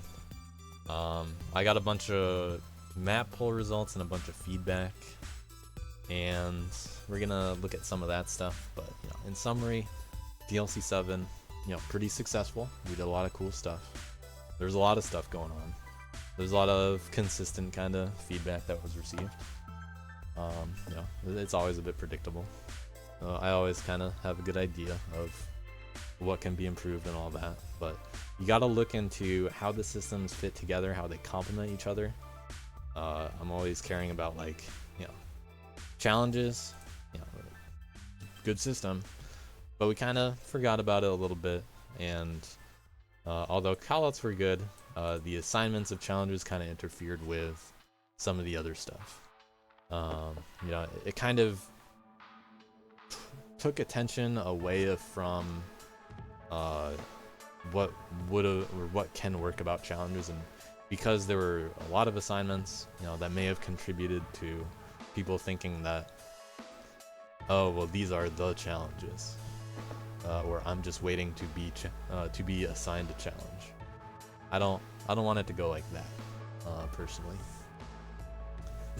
So it's always related a bit to the messaging around these systems. So maybe there's something to improve. Just about anywhere. I think how people understand how it works and what they're presented is always a big factor when it comes to that. But challenges were actually, so for the second time in a row, these are actually something that I've primarily handed off to Idle and Rodent. So although I do care a lot about the system, it's a very easy kind of thing for me to hand off and let them do their thing. I don't know if you two want to say anything about it. Looked like you might. Turns out it's not just me in here. Yeah, there's honestly, you covered a lot of what I was gonna say already, and from what I told you last night. Yeah, we definitely did go a bit overboard on challenges. We kind of wanted to make sure a lot of people who did say yes to challenges would actually be able to be in a challenge, but it was a little hard to be able to ensure everyone did that, and because the way we did that, it led to people relying a lot more on assigned challenges in that way, and it especially got harder as time and time went on when more and more people were unavailable or losing interest. So there was quite a few people, especially in round 3, who wanted challenges but weren't able to get any on our own. And we weren't able to assign them any because a lot of their close matchups weren't able to really be there, and we didn't just want to throw them into a match where we didn't want to throw them into a match against someone who's a whole key tier higher or lower than them. So yeah, it's hard to find people that share that same kind of energy. There's a lot of disparity in skill when it comes to Dust Force. So I think there's more room to assign players that don't want as many challenges, some challenges here and there. But you know, we got some ideas. Yeah, I got an idea for DLC 8 that I'm not gonna quite say yet. Because there's always something going on that I don't want to say quite yet. Yep. But yeah, challenges definitely successful. Other than there's always a flaw here and there. Definitely needed all the help I could get from Idle and Rodent, and challenges take a lot of moderation to be good. So yeah, hopefully they just continue to improve.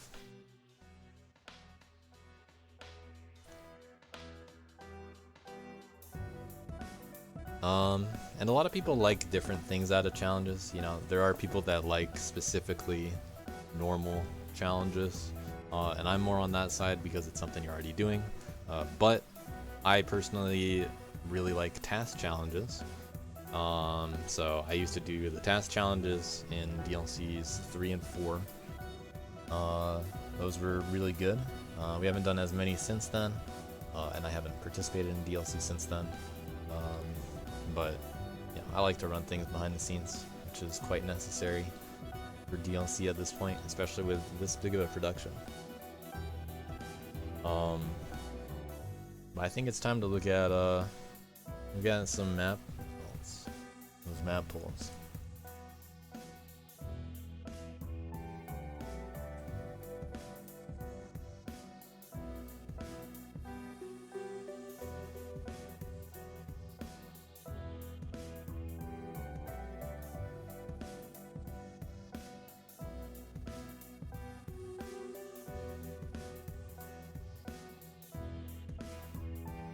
Alright, we got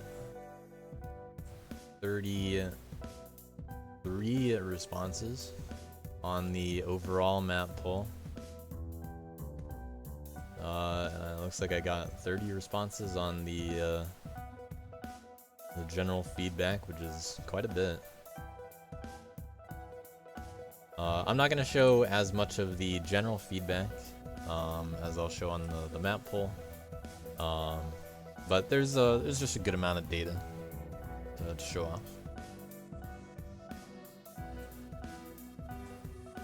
So DLC 7's overall map poll. We got some variety in the team names yet again. Chipotle. We got some Chipotle spellers, but Kappa Crew with the consistency. Favorite DLC map, favorite DLC 7 map, no big surprise. With Yin and Yang. Its pieces ended up a little closer. So Desert slightly winning out over Depth and Nyatso Techniche. The numbers have gone back and forth a decent amount. Lavender's kept some popularity. Map ref, despite getting a little early hate, and same with Grass Rash a little bit. Those are next in the poll. People have their favorites, so you know, Yin and Yang, great surprise, ended up coming out really well. You know, this is 81% is a surprisingly high number when it comes to favorite DLC maps or anything like that. So probably the most dominant, other than, you know, if we included CC5 in any kind of map poll like this. Popular map. Good surprise. Best gameplay. Hey, look at that. It's Yin and Yang. Followed closely by some similar levels that we just saw, like Desert and Technique. And Lavender and Depth ended up tying in the end.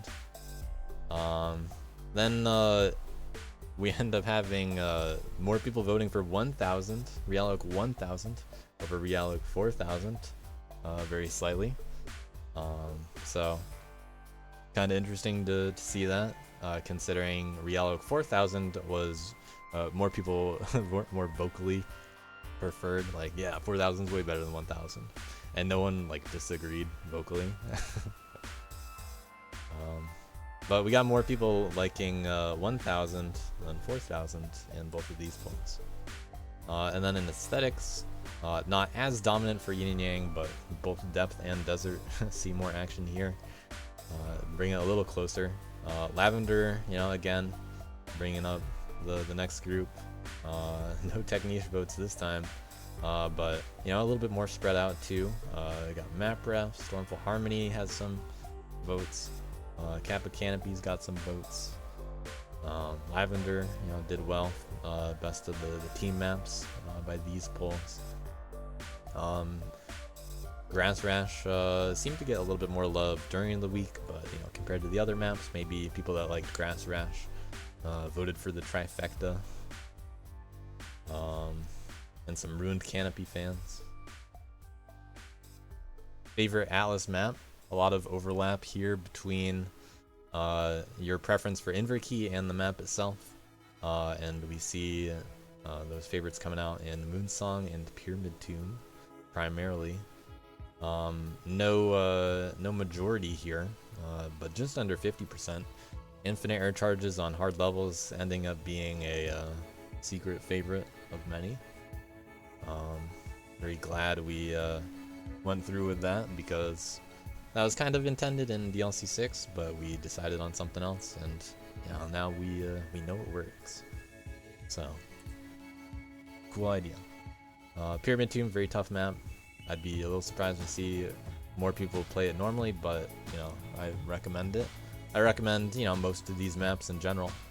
A lot of them are very interesting for different purposes. You know, they're all a little bit noteworthy. You know, we got Dark Force level, we got an old DLC level, we got CMP levels, we got a Mirk level, we got a Dust Force Arcade level, Terravec based on the Pulvis Beast levels, remix of its own, Smollyway based on Alleyway. So you can kind of see, you know, a lot of remix theming going on in the map choosing. You know, some similarity to other things that already exist. Favorite Invert Key, Pyramid Tomb also winning again, but very spread out votes here. And let's see. I mean, people like a lot of variety when it comes to the invert keys, so people like just about everything.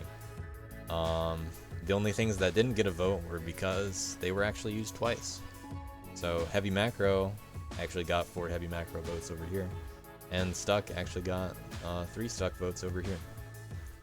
So everything earning a vote, every category earning a vote ultimately.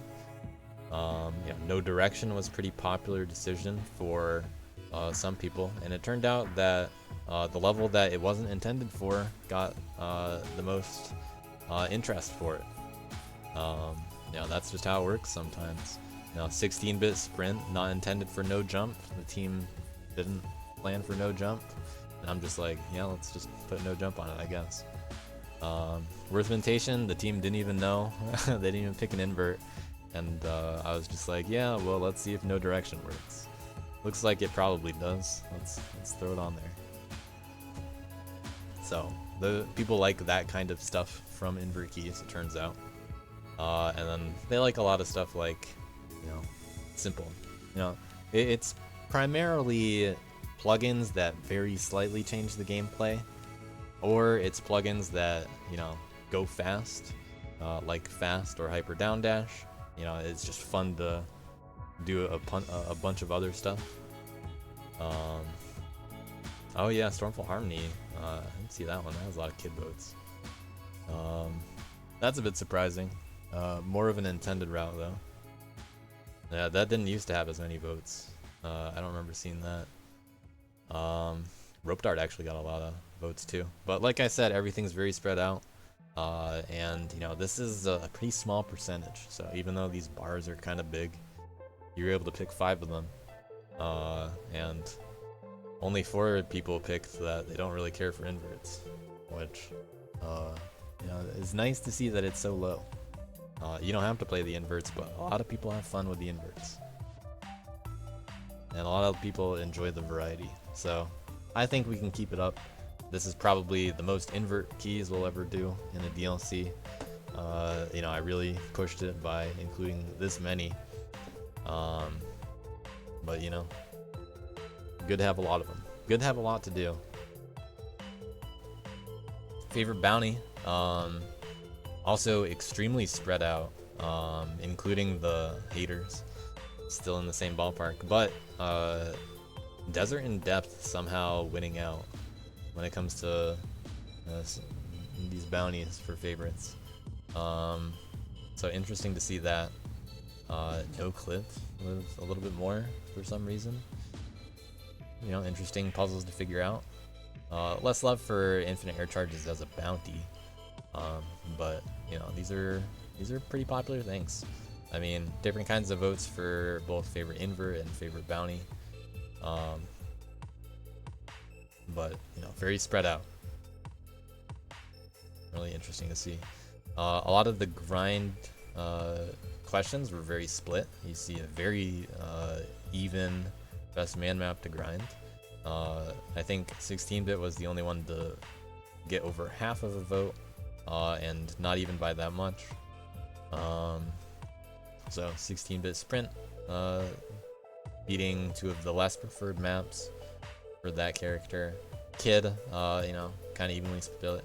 Ended up being a lot of fans for all the Kid maps, but slightly going to Stormful Harmony. And then Worth also very evenly split again. Everything's really close. Even though a lot of people like Lavender, most people picked other maps. What's the best Worth map to grind? Most people didn't even pick Lavender. Best map making team, it's split again. So let's see. We got the slightest of edges, and by 1 vote going to Wildlife Wranglers, winning best map making team. It's official. Wildlife Wranglers win best map making team by 1. This was the cutoff. Thanks to Rubble Boost, Blossoming Leaves, and Worthmentation. Which,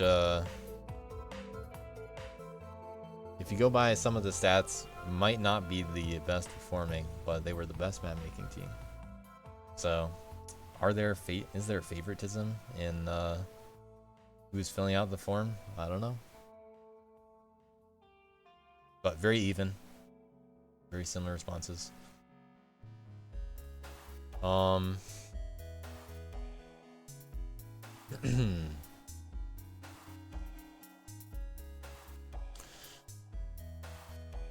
gonna read the feedback, but let me check something first.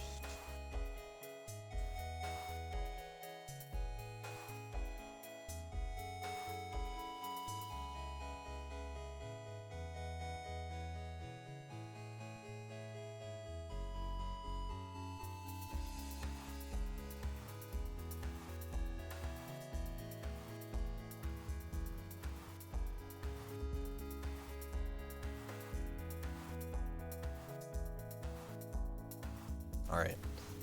Before I get to the feedback, here's another thing to look at for stats. You know, just viewing all this in a little more detail. So here we have the summary of data. So this is what I look at typically. You know, you see the same kind of replay stats. This is just where we put them first. And you know, you can see the numbers. So at the top, you know, we got the averages. This is sorted by the favorite count. And I guess since I last sorted it, there's been at least one more vote.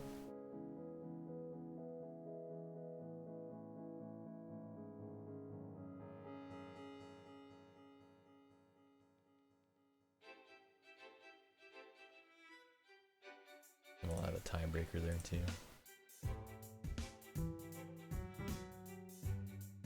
Alright, so Roof Enchilada going up a little bit. Got one favorite vote. So yeah, Yin and Yang, pretty dominant. Had the highest average here. We had some very volatile results for the averages. Some levels, you know, you can see received a little bit less attention than others. Like I said, interesting comparison here between Realok 1000 and 4000. 4000 getting the higher average score, but fewer votes in gameplay and one fewer favorite vote. You know, one for each. 1000 also even had one aesthetic vote. So interesting difference there. Murasakid having some favorites, but yeah, pretty expected kinds of favorites on gameplay and all that. Matches how things went down pretty well. You can also see all these numbers. But yeah, that's what we just saw. Here's the data from the individual rounds. So here you can see the spread of like how many ones were received, you know, the numbers for all of them. Unfortunately, I'm not going to make this part of the sheet public. There's some stuff here that I'm not showing, but yeah, you can just enjoy seeing what I'm showing you right now. You know, a lot of ones coming out. Rubble Boost, the only level to dodge ones all DLC. We had significantly more ones come out this DLC than any other DLC. You know, it's not even close. More people are memeing on the levels and have more difference in between the, you know, let's have more use of the 5-to-1 spectrum. But still, considering all that, you know, Yin and Yang not getting any 2s, so haters come out everywhere except Rubble Boost. Yeah, I don't think there are really any one-worthy levels this time, maybe, but I tend to use the whole scale, so I probably would have given some ones out personally. You know, it's not like a 1 is really that bad either. These are all pretty good levels. People were willing to play them thousands of times, so I think they were pretty good. There was also Kappa Canopy was daily, so we actually took the Kappa Canopy stats before and after it was daily. It got 382 bonus daily replays, and most of those ones were man. And that was not included in the overall count that you saw in the DLC spreadsheet. But I got the number after it was daily as well. So not during DLC, so people were like, "Hey, well, let's play this again, right?" Time will tell what will be the next DLC daily and when. Will the DLC dailies cool down until DLC 8? Maybe. We'll see what happens. But yeah, we got cool stuff. You can see the averages and the numbers. You know, Yin and Yang getting more 5s. Some levels are clearly more divisive, getting more 1s. But just because a level gets 1s doesn't mean it's actually hated. There's a lot of silly stuff that happens anyway when it comes to people filling out forms. You always get very skewed data.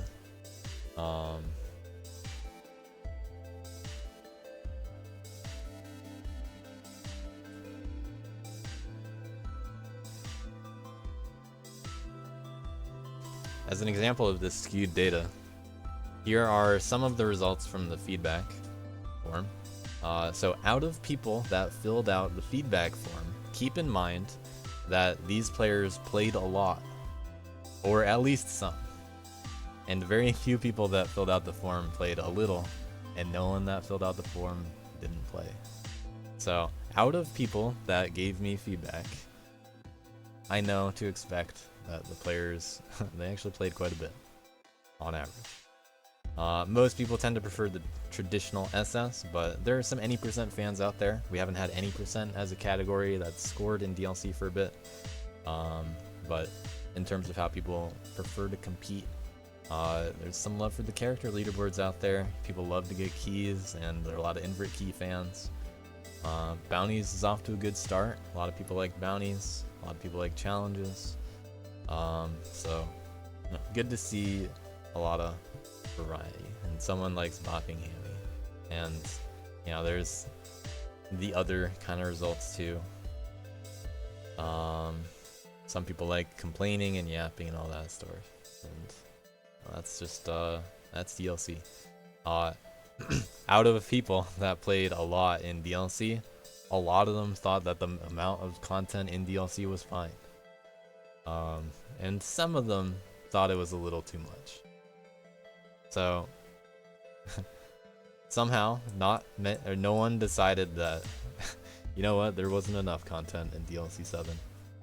I think that's pretty indicative of where we're at in terms of how much stuff is going on. No one even filled out this as a joke, which, you know, maybe there's a little bit too much. Yeah, that kind of feels the case. We did a lot of stuff, it was very dense. Now, where should DLC maps come from? This is a unique kind of question. It has a kind of bait answer, and you know, keep it balanced. But all these other questions are kind of bait as well, just to see if, you know, something strikes a chord with people. You know, one person seems to think that teams shouldn't have to make maps. Well, teams being responsible for some maps is, you know, something that I intend to continue for every DLC. So unfortunately for this person, even though their team has to make a map, at least they don't have to participate in that process all the time. And teams tend to make, you know, pretty decent maps. There's always a lot of variety when we get team maps. It's nice to have that representation across the board. And you know, we're gonna do more team maps. That's what DLC is all about. Some people do think that teams should be responsible for most or even all maps. Not many though. You know, most people like the balance that we've kept. And a lot of people do like that if there are more maps made before DLC starts, like DLC 5 and 6 and 7 to an extent, we do tend to have better quality maps, and better maps means people enjoy DLC more. You know, this is what happens. So it definitely is worth considering. We should probably continue to consider making some maps before DLC starts. You know, it always goes over well. Whenever I have a kind of grand plan for them too, which is 2 out of 3 times at this point, you know, that tends to go well. We got some more kind of opinions. What kind of maps do you prefer to grind? Boost maps are very divisive. There are boost map lovers and boost map haters. Climbing maps actually winning out the vote. People aware that climbing maps tend to be the most popular, and now self-aware of that fact. perhaps. Consistently, people tend to appreciate the climbing maps more, and you know that is actually what's pretty popular. Combat maps, there are a few fans out there. Boost maps do tend to be the most grinded, so in terms of most grinded, boost maps would win out. That wouldn't be a surprise. So even if like we had a boost map versus a climbing map, people tend to grind the boost maps the most, especially the boost map lovers. Air control, you know, throw it in there. It's a reliable category. High APM and low PM, somehow the same number of votes. I'm, you know, a little surprised. But people like them both, I guess. Routing / non-linear, slightly higher compared to execution / linear. People always say that they want more routing in maps, and there's going to be a lot of that in the feedback. You know, because we didn't have many routing heavy maps this time. That's just what we got. You know, routing is going to get a little bit of a buff this time. But with combat maps, which are entirely about routing and are not linear, typically, we see a big drop off. So for people that like routing, most of them don't like combat maps, and it's a little bit awkward to find a balance there. So if it's not a combat level, is it a dust combat level? Are you combating the dust? Are you, you know, how complicated is the level gonna be if it's about routing? And that's something that, you know, we'll see what happens when we get the maps. Sometimes they end up very linear, sometimes they don't. Even if you intend them to not be linear, it just turns out there's a dominant route, and that's just what happens. Out of the length and difficulty, no surprise here, medium length and medium difficulty winning out. People just love being in the middle. You know, maybe short's a little too short and long's a little too long. But more people than I expected appreciated the marathon kind of maps. And we've only had 2 that have been over a minute and a half. That's CC5 and Yin and Yang. And if I ever have any maps that are that long, I better have a really good reason. That's how I view it, and I had some pretty good reasons this time. As for difficulty, this is very subjective. So it's hard to draw conclusions from people saying that they prefer medium difficulty, because a lot of people have different ideas of what medium difficulty means to them, because they're very experienced in the game of Dust Force. You know, after all, the people that filled out this form play DLC a lot, and you know, at least some.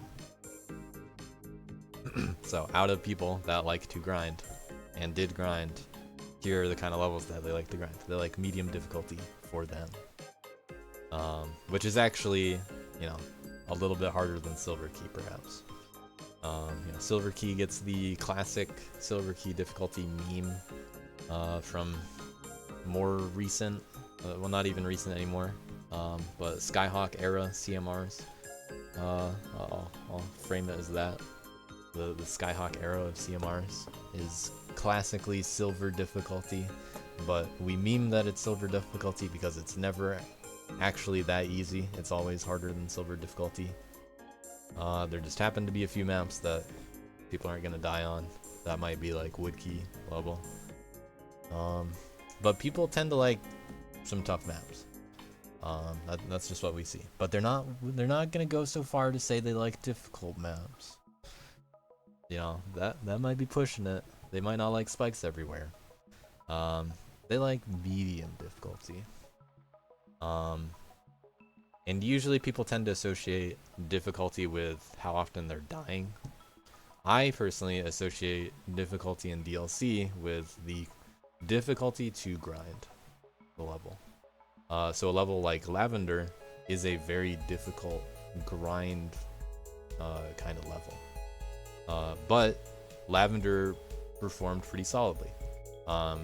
In DLC, that is the kind of format that specifically benefits levels like Lavender, because people are forced to try to play those kinds of levels and improve at them. So there is room for very difficult kinds of gameplay in DLC, but we can't have too much of it because it's very exhausting. And things were very exhausting in DLC 6, and this time we had slightly more content, but slightly less exhausting types of maps. But the maps themselves were actually, they're just grinded so hard. And the harder you grind it, the harder it is to grind, because you're just pushing for those extra frames and all that. And the levels were still very difficult to get those good runs on. A lot of attacking dust, a lot of high APM moments at times. That's just what we had. But as you can see, there's a lot of variety in people's preferences, and I try to, support as much as I can. But we play what we get. That's very consistent with DLC. And here's how people responded. Let's start off with a smiley face and a camel bro. We're gonna see a lot of, predictable comments, in my opinion. Some people are gonna like some stuff, some people are not gonna like some stuff. People are gonna conflict with each other a little too, and that's always a little enjoyable. Let's see here. Lengthwise, solid spread, but we are lacking maps in the 30-second range. That is, like I said, it's by design a little bit, but it is clearly something we're lacking, just like we're lacking some levels that are more open-ended. Things were more linear this time. It's nice to have a balance, but sometimes that's not what happens. Worthmentation, now this is an interesting one, and I'm gonna back this one up with a stat. Worthmentation was a great example of a type of open map that works nicely in DLCs. Now, if you go to the stats and you look at Worthmentation, this is the least played level of DLC. Unfortunately, it is a kind of complicated level, and it's the round 3 level that was most complicated as far as that's concerned. But Worthmentation is kind of surprisingly not popular. It had significantly the lowest amount of replays and playtime, and that's kind of what happened. So when people say things like they want more levels like this, I appreciate that and I understand, but even a level that is like Worthmentation that isn't really that much more complicated, we always tend to see a big drop off. So it's good to temper that kind of expectation, unfortunately. So yeah, that's just what we got for Worthmentation. Throwing some data at the Worthmentation lovers. You guys got to play the levels you like more, and then maybe other people will be like, I like these levels too. But Worthmentation, very hard kind of level to play, so it's not just that it's complicated. It is also complicated to play, but it's very fun to watch results of levels like Worthmentation. That's some of the most enjoyable recap content that we ever have, when people vary in their routes. It's just that it's not actually played that much. Only the more skilled players are willing to do that kind of stuff, and DLC happens to be great for the more skilled players. So me personally, if I had to kind of find a balance there, I think our balance is close. I think we're relatively close with where we're at. I do think there can be more of that kind of stuff. There should be more variety, but we can't have too much of that. Let's continue. We're gonna see similar kinds of comments. This person likes character ILs. It's fun to try them out. It also helped to drive the team map design. That was a pretty important point for me, that had its pros and cons. The team maps occasionally ended up a little bit too much for the character rather than a good map that just happens to be played with that character.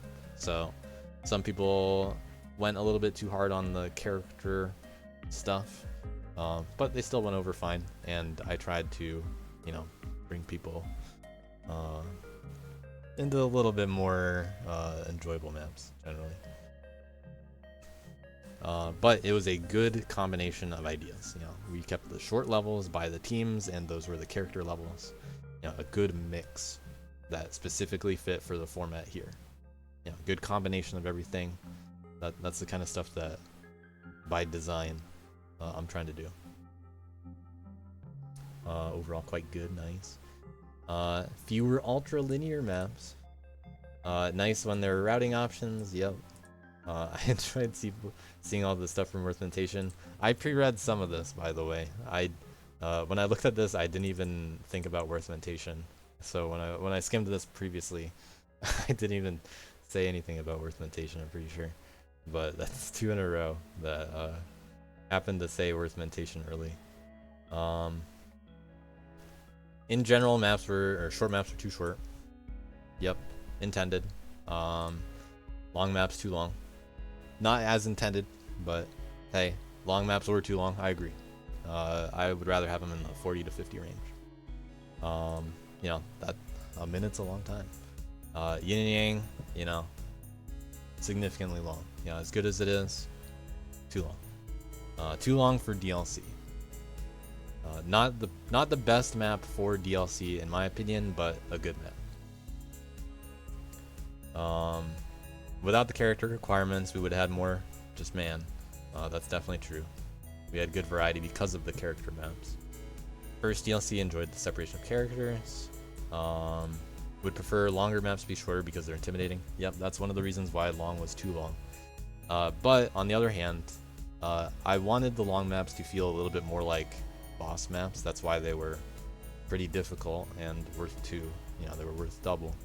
So, you know, these main levels of the week, they are just more important. I'm just, you know, drawing more attention to my own maps, honestly. You know, clearly that's all it is. Just want people to play my maps. But it's nice to have something to focus on. That said, not everybody agreed with that.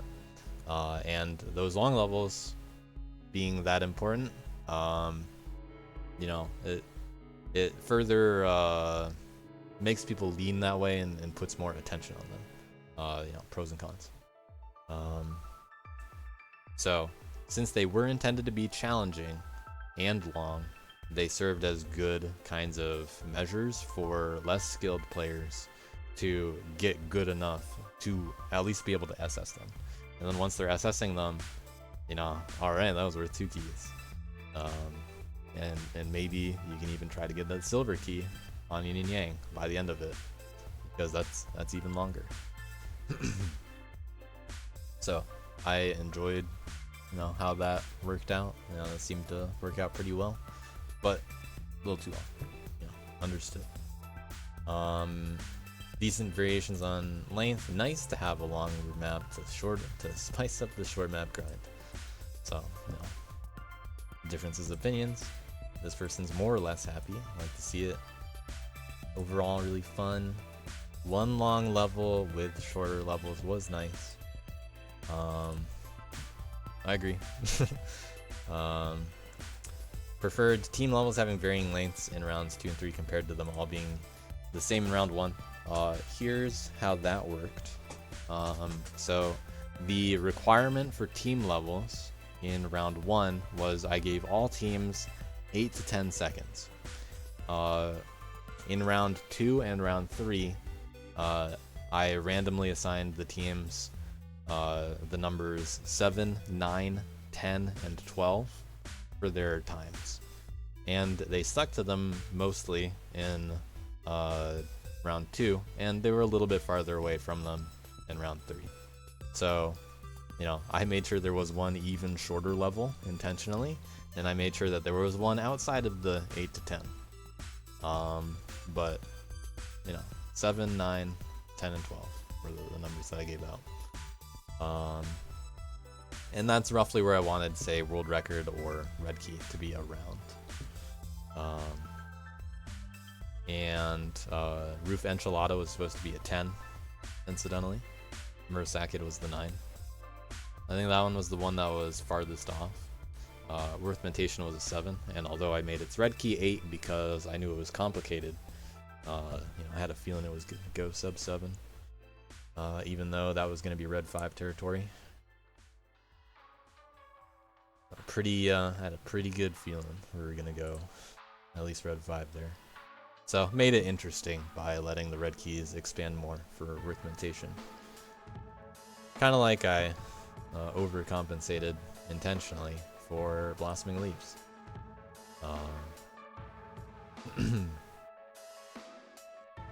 Round 2, least favorite, more attacky kind of stuff. That was certainly the case for Realok and Wild Grass Rash. Yeah, and as you state here, if you don't like the maps as much, you don't play them as much. So we tend to lose interest if people make bad maps. They're not bad, but people don't really like them as much. So they take a break and don't get burned out as much. Want to see a more route heavy level, but as a whole, there's at least enough diversity for everyone to have stuff to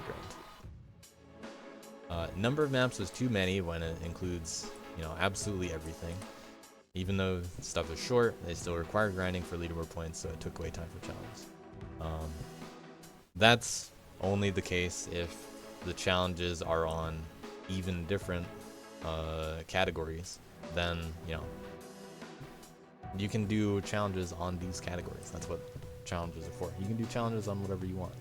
So, yeah, just to make it clear, I think that challenges should primarily be on leaderboards you're already playing, not on different things. People tend to enjoy challenges more if they're already playing the levels. Sure, there are people that enjoy challenges on other stuff, and it's 100% exhausting to play absolutely everything. And this DLC had the most everything, so I definitely agree. But I disagree with the implication that this takes away more time from challenges. If you're already committing to a lot, you do have to make some decisions. But, be aware that challenges can be elegantly placed on levels you're already playing. So it's on the player, play as much as you want. But if I give people this much and I reward people for playing everything, it's hard for me to, say that I'm encouraging people to play less. Because I do want them to play that much. It's just that, it feels kind of like DLC 1 when you think about it, which it's just too much. Definitely agree.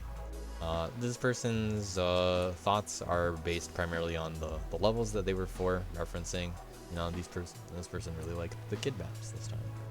The kid maps are perfect. They happen to want less boost heavy maps on Man and Girl, but like I said earlier, people tend to make kinds of maps that they want.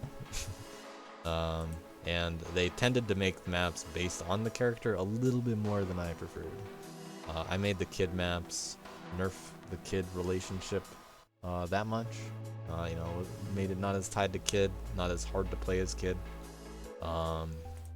And then, it just ended up being a coincidence that some more complicated stuff ended up on Worth levels, which could have ended up anywhere. Not a Worth thing. I think people would get kind of bored of Worth maps if they were all floaty, climby stuff. I don't think that would go over well, to be honest. I think there should be more variety. Because it turns out that there are some Worth haters out there. They don't want to just have stuff for Worth all the time. I just want to have some normal levels that people want to play. But, that said, the character requirements are cool. It did give more of a boost to both kid and girl. This person would prefer to see more open stuff. And, long maps are tough. But they like the ratio. wish for more routing heavy stuff. Would prefer more variety in the long maps. Not the biggest fan of boost maps. And 3 long boost maps. You know, you had to grind them. Well, you know, unfortunately for you, it turned out that the long maps were all the same map.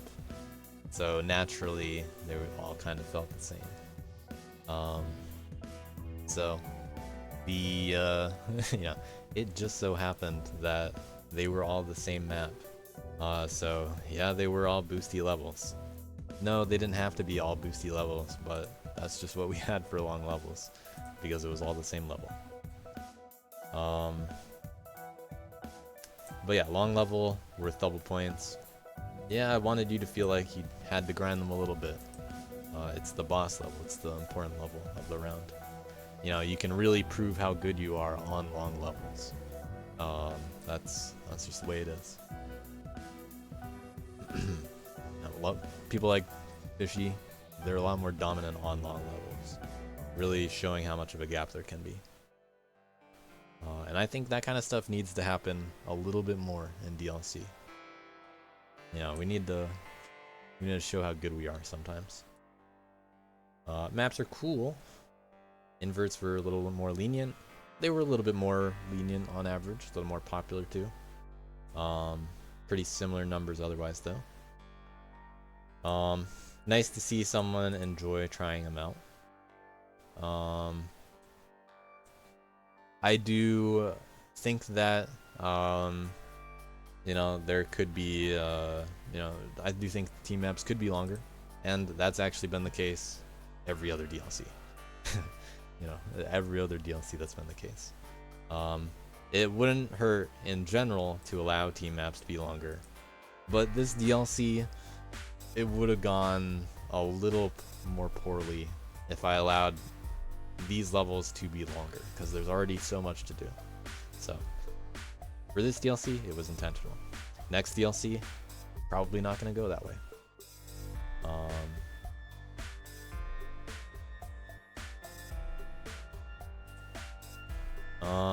This person is relatively newer to the game, where, you know, wood keys pose an appropriate kind of challenge, and that's good to see that wood keys, you know, are meaningful for a lot of people. You know, I feel like the wood key levels of play performed pretty well this time. I spread it out a little bit more, and it's always good to have, like, you know, that first wood key that you can earn. I don't want it to be too easy to just get a wood key. You know, you have to work a little bit for that first wood key. So glad that it works out. You know, it takes a bit to get into how everything else works in DLC, but, you know, I very much appreciate the ability we have to get newer players invested in the levels. Keys are a good way to do that, and we got a lot of different avenues to try things out. This person liked the maps.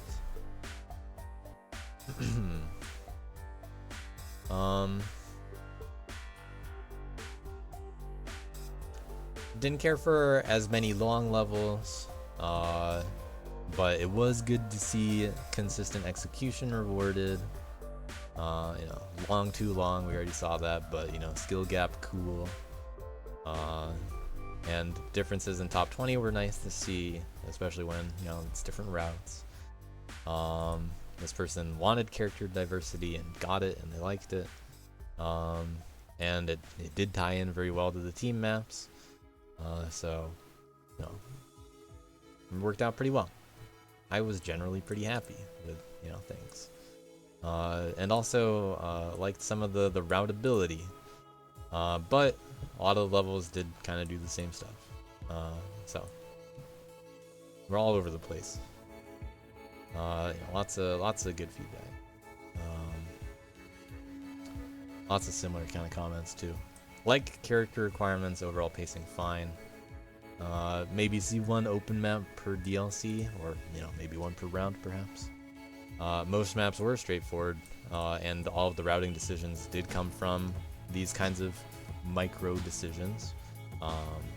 You know, I don't often use micro and macro for routing, like when describing it, but occasionally I do compare. You know, a lot of successful DLC maps tend to have more small decisions that are made. So think levels like Desert, that are full of how do I get, you know, or like what's the best decision that I make when I have multiple options in this clearly linear area. You know, I have options within this linear space. Technique was a very good level for that kind of gameplay too. You know, constricted, but you were able to, you know, decide what kind of boosts you wanted. But you know, there ended up being pretty obvious kinds of boosts to get. But in levels like Desert or Technique, you know, that's the kind of gameplay that people tend to prefer in DLC. And that's also what got voted the best again. And of course, Yin and Yang, I mean, it's Desert. And it takes the best of Desert and depth, so people like them quite a bit. And, you know, maybe open up one section of a map to more options. Skeleton and Virus Coil, interesting maps to cite here. Virus Coil actually kind of goes against the grain a little bit, might backfire a little, because although Virus Coil was designed more non-linearly and had significantly many options, it was not as favorable for a first impression and playthrough as a result, but then somehow ended up significantly linear when comparing the top runs. So every team ended up coming up with the same route on Virus Coil, with the most minor differences, as you always see in DLC.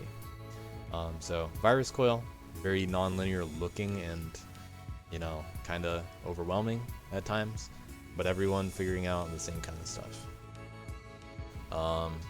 So, no, that was Virus Coil. Interesting kind of case study getting into levels like Virus Coil. But you know, there are plenty of other examples, like Isosceles had a lot of options. The original Isosceles. That one had one of the biggest gaps we've seen for stuff like that. Neon District had a lot of options. Good one to think about. I would have enjoyed more medium instead of so many short. Kind of intentional, unfortunately. You know, you do just get more frame grind kind of stuff when we're talking about short levels. But fortunately, the short levels weren't quite too short and too frame grindy. You know, they struck a decent balance generally, I felt. You know, it's tough to have a short level that's good for DLC and not too much of a frame grind, and it's always you know, subjective. We seem to do decently well considering how many short levels there were, but you know, we probably should have had something like 2 fewer short levels and 1 more medium level instead. And key difficulty, definitely a big factor when it comes to that. Tough to vote on Mapmaker team, but WW gets the W. And this person gave the W to WW by 1. They contributed. Team maps can feel samey when they're all short. I felt like there was a decent amount of variety, but I do also agree with the idea that a lot of the levels did feel similar to play. People just, you know, they make kind of reliable stuff when it comes to ramens a lot of the time. But you know, that's kind of what we get. I'm asking for certain kinds of levels. But yeah, it depends on the leaderboards. It depends on the map makers. People, they make what they make. I like character stuff. Nice to see more medium stuff. Every map was either short or long. True. Obviously true, as I've said at this point.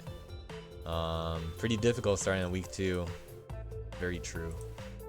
I felt that they were kind of tough the whole way through, but week 2, round 2 did feel like another big increase when it came to all that yet again. Yeah, that's the map feedback. All of the general feedback, I'm not going to show all that because I said that was more private. But I did compile all of comments and questions. And, you know, as you guys have been doing, feel free to keep asking questions. I'm just kind of taking my time looking at stuff. Mini spoilers, DLC 8 below. Yeah, so we got a lot of questions. Feel free to ask more questions in the chat, and I'll get to them. But I got a lot of things that are worth addressing, a lot of little things. I've already talked about some, but you know, this is what's left. Number 1, ghosts don't work. True, unfortunate. Like I said earlier, we are limited, unfortunately, by what's available in Dust Mod, and it just so happens that we have to turn off ghosts when we also hide replays. You know, that's just the way it's gonna work. Don't have a good solution for it yet, but for the time being, we do pretty well considering we can't have ghosts, and we're not gonna have ghosts on DLC anytime soon. You know, the replay system, with this one caveat, has been very successful. It's been something that really has made DLC what it is. So it's good to see that people really appreciate the hidden replays still, because we've had it for a few years now, and that's iconic at this point. Unfortunately, ghosts don't work, but you know, the replays are hidden. That's even cooler. Is there too much content? Is it too dense? When talking about too much content, I think about it in terms of how dense the content is. So I do agree that it is too dense this time. We had a very long DLC and there was a lot of stuff to do. There was just a little bit too much stuff to do. I pushed the limits a little bit much, and I think I'll tone it down a little bit. We got a little too close to DLC 1 in style, and everything kind of felt like it mattered. I have some ideas in mind that will bring it back a little to the ways that we nerfed this, similar to, say, DLC 2. So DLC 2, for example, only your top 4 out of the 6 leaderboards counted. In other situations, we can cap how much ability you can contribute in a kind of similar way. So what I mean by that is, let's say after you earn a certain number of invert keys, you've earned that number of invert keys for your team. You know, let's say that there are 10 invert keys available, and the cap on invert keys as far as team scoring is 5. You know, just picking a number, not necessarily a good number. So you individually will still get credit for all 10 inverts every round. And you know, you can see that on the individual stuff, and that's your own goal. But as far as the team's concerned, we'll nerf the teams that are doing the most, and make sure that the teams that can't do as much can at least try to reach that minimum. 5 I think is a little too low. You know, half of them is a pretty low percentage. I don't think that would work out. Typically what I've found is something around the 2/3 to 3/4 range is a good cap, based on other DLCs. The hidden replay script has changed every DLC, believe it or not. I don't share how it works, but the most significant difference was in DLC 2 you weren't allowed to watch any replays. In DLC 3 you've been able to watch your team's replays, which is really cool. That's something that you really don't get in other kinds of games, let alone events. And it's changed a bit over the years at this point. But in general, you can't watch replays.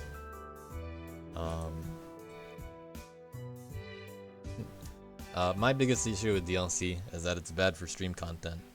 Not many people have brought it up at this point because they're just so used to it not being good for streams, but I personally hate this. This is by far my least favorite thing about DLC, is that it kills stream content and limits how much we're able to grow DLC because of that. We have not had any good solutions for this at the moment, but you know, I'm always willing to try out ideas. It's just that some ideas are harder to work with DLC than others, and there are there's a lot of possibilities. But the thing is, some ideas work better for other kinds of events. So although DLC is not great for stream content, we have better kinds of events that can deal with cool exhibitions much better than DLC. For example, the next event that is important is basically a marathon showcase. It's the Abrupt Showcase. We're gonna have a lot of cool, you know, specifically exhibition style and marathon style kinds of runs and races and all that stuff that wouldn't be a good fit for DLC, but obviously it makes sense in a different format. So DLC just happens to not be good for stream content, and we've tried a few things before. I will try to find other solutions, but consistently what ends up happening is people like hiding replays, and then they don't want to stream because of that. So the love of hiding replays is unfortunately the only thing that kind of holds us back for that. In the past, we've tried some levels with open replays, and that's partially achieved in current DLC with Atlas inverts. And DLC 5 was fine with some levels having visible replays with visible leaderboards that people competed on. That one had the most linear kind of stuff. I think we can have a little bit of that as well. But you know, there's a lot of ideas out there. We've done a lot of different stuff. This is always at the top of my list. This one really is always at the top of my list. It would be great if we could have more streams related to DLC because of how cool it is. But you know, because people aren't streaming as much stuff, I gotta show up even more stuff in the recap, so it ends up being pretty long. And there's a lot that I like to talk about, so you know, I just keep talking even right now. The recaps and even the postmortems tend to end up quite long. You know, there's a lot of thought that I put into DLC, so yeah, you get to see a good chunk of it through this. Get a bit of a story too. What constraints were given to the pre-made maps? Honestly, not much. There were really only two things that I specified. So first of all, when I ask for pre-made levels for a DLC, every time so far, it's always been me reaching out to specific people, and me approaching them with something, you know, not exactly like an offer, but the first time I did it was specifically for a compilation level for DLC 5 that turned into CC 5. That was an overwhelming success, you know, because it was so good. We kind of had to do it again a little bit with some pre-made maps in DLC. You know, I think there's definitely room for it, but I have to balance it, because I personally think DLC is a little bit better for team-made maps. But you know, when talking about pre-made maps, it's nice to do something special when we can, and it's good to incorporate the overall theme of DLC if there is one. And in this case, that theme was remixes. So as I approached people, I say something like, hey, I'm looking for some DLC 7 maps. This time I have a cool theme in mind. I think you'd like it. You know, I tend to target specific people sometimes. Because of this theme, it would actually make making the maps a little bit easier, and this was true. Because it's a remix, you can base your map on an existing map. So there's a little bit less work you have to do. But I'm still asking for a DLC map, so are you interested in doing that? And I tend to not say the secret until they're already interested in DLC. The only other requirement I gave them, other than remix, this time was the 15-second window. It's okay if it's a little bit larger or smaller than 15 seconds, but this particular DLC, because there's so much stuff going on, there's we gotta be a little careful with the times. We can't have too many long levels. I was stealing all the long levels away with that long one. How did I feel about leveling? Well, I've said I think the long one was too long, and otherwise it was a good balance, considering how much there was. So I don't think about it just in terms of level length. I think about it in terms of all the other pieces that are coming together. There are this many levels to play. Yeah, I have some minor project management experience. It's something that I've done, but somehow I tend to not actually get work related to it. So me personally, although I don't talk about it much, I need to find a new job and do something else. And ideally it'd be great to do something more project management related, but somehow although I tend to end up in more management kind of positions, I somehow don't get hired for many. But yeah, I've done game jam stuff in the past, and I have used to run Smash tournaments too. Thanks.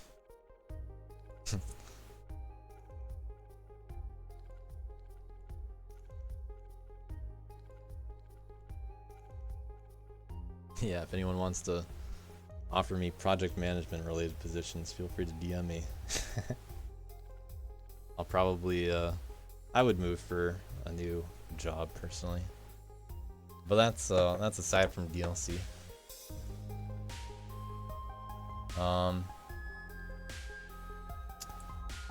Scrapped ideas from previous DLCs. There are two ways I can treat this. One is it something I didn't use at all, totally scrapped, or is it something that is from a past DLC that has since not been used? And there's really just so much stuff that has gone into DLCs and so many different ideas that it's kind of hard to pick anything to list here, because I mean there's just so many ideas. You could say that a scrapped idea, because we haven't done it since DLC 2 or 3, would match the format of each of those, many leaderboards or more character leaderboards. Ideas that we haven't had success doing, top players versus the world. We gave up on that kind of in the middle of DLC 4 because I just pivoted away from it. I had less attention given to it because it just it wasn't working out. These kinds of long live events, you gotta adjust them as they go. So there are some DLCs that have pivoted as they continue, just to keep interest. The spy system in DLC 5, cool idea. But I'll talk about that, in fact, when we get to this team related question, which I think I'll move that one up here. Related to teams, how do teams tend to affect things? Well, kind of how I answered this question with level length. It depends on a lot of stuff. It really, I try to keep DLC's format as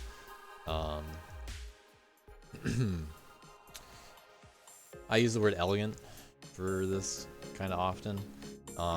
Which in this case I basically mean I want the systems within DLC to promote the other systems in DLC. It has to be well knit, very closely knit. Everything's tied together. Everything supports itself. you know, a very thoroughly designed kind of system. You know, that's the kind of stuff that I like to make. That's why my events tend to be, you know, they require a solid foundation, and you know, everything has to support the same kind of idea. That's why certain ideas are for DLC and certain ideas are, you know, BRB or other events. That's just the way it works. So in this particular DLC, because it's basically DLC 6-2, I determined that it would make sense to have slightly fewer teams. This would affect things by the teams would appear more active because there are more people on the teams. The teams would also have, you know, because they're more collaborative, there are fewer teams, there's a little bit more, there's less diversity in how much, or the ways that people are playing the kinds of levels that we have.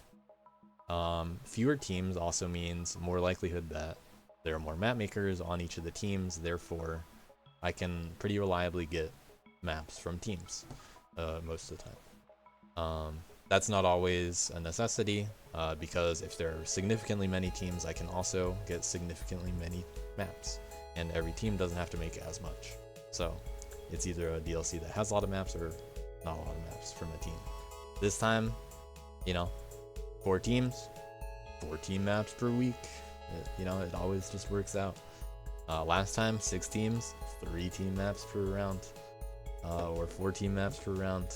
You know, you're thinking about multiples of all this. So 4 team maps per round, that works. If you know, last time we actually had 2, by the way.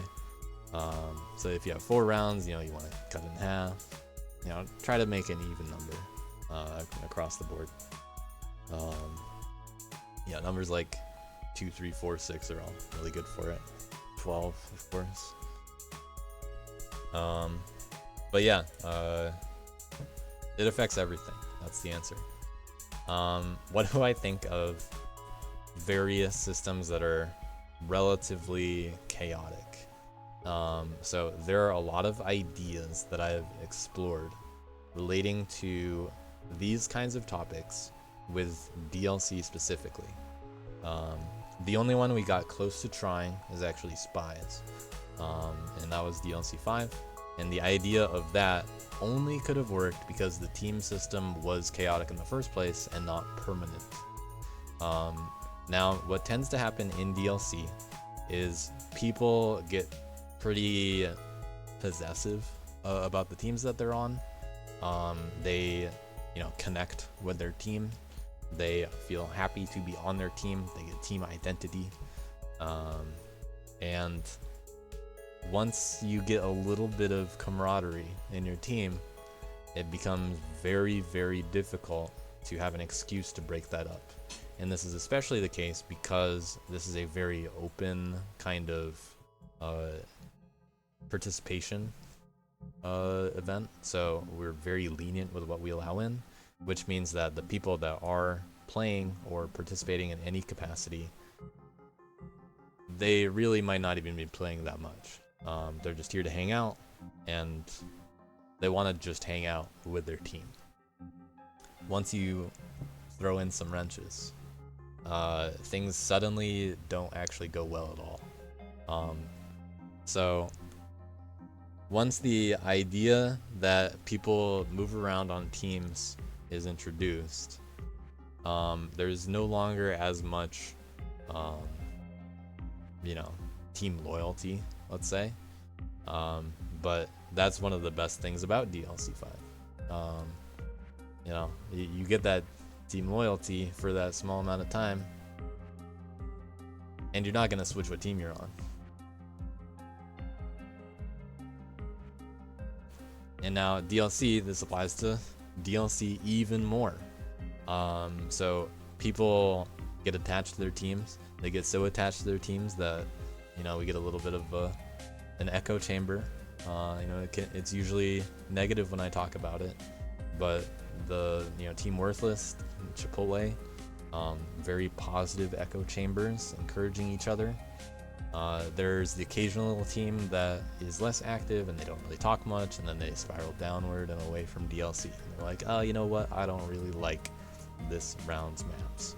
I don't feel like playing. Someone else sees that in the team channel and they're like, yeah, I guess that's valid. I'm also suddenly less interested. Someone else on my team isn't interested. I guess I'm not really interested in DLC as much anymore. So once people on teams start saying negative kind of stuff in their teams, it spirals away. But if you have a good attitude about that kind of stuff, and you're as resilient as people like Chipotle, who is full of doomers and all that kind of stuff, in a more like funny kind of way, more positive dooming perhaps. They're just more invested in trying to win, and they're Chipotle. If I broke up Chipotle, they wouldn't enjoy DLC as much. That's just the way it is. So not a good situation for DLC to try to move players around, but I very much want to do this kind of stuff. Like, similar to how the stream content issue is one of the top problems for DLC, things that cause chaos in interesting ways that are related to interesting decisions that people can make and put players in interesting scenarios. I really want to do that kind of stuff in any of my events. The DLC is great for that kind of stuff, but because it's so long term, it's not as good for what people actually want out of DLC.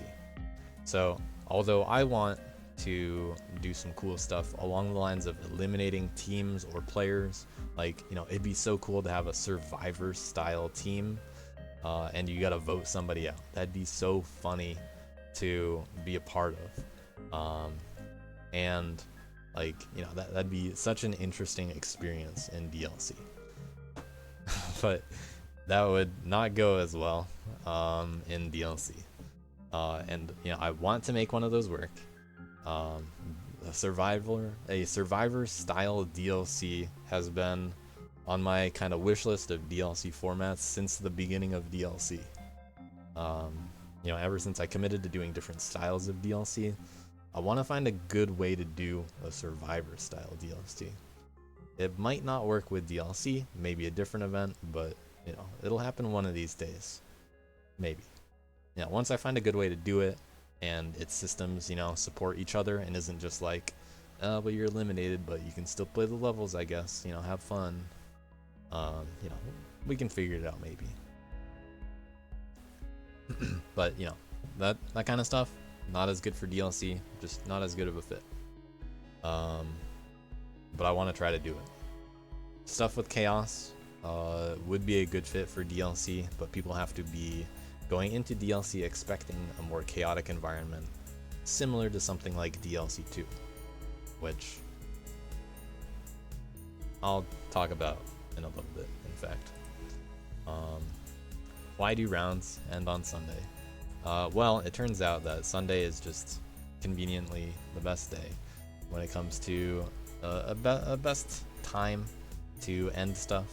The reason why is because if I pick a specific time that I want everybody in the world to be done playing a level, the best time is standard Dust Force event time, or a little bit right after it.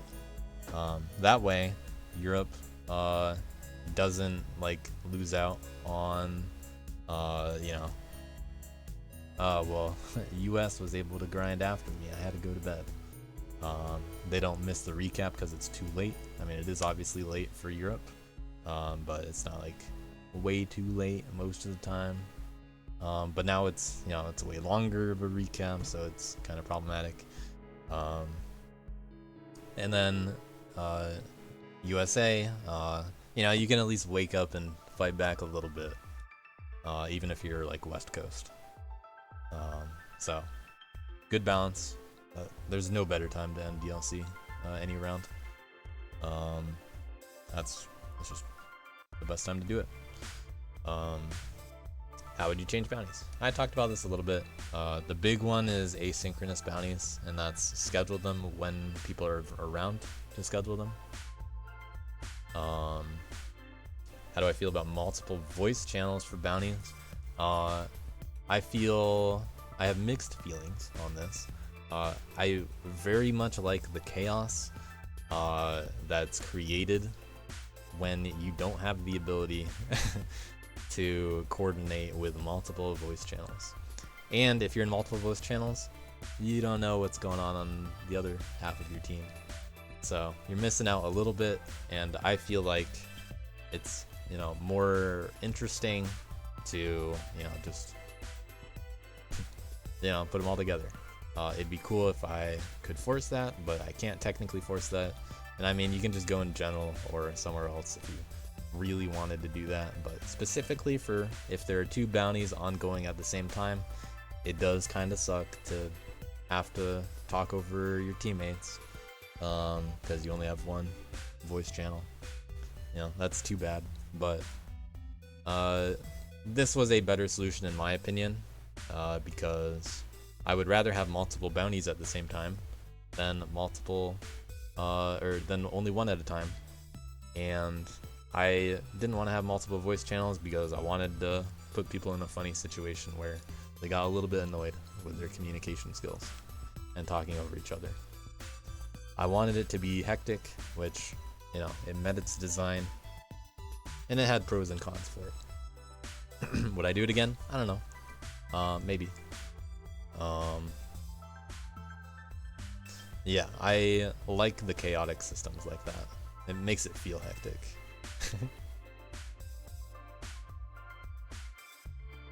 Yeah, very funny for me to just join channels. Very enjoyable for me.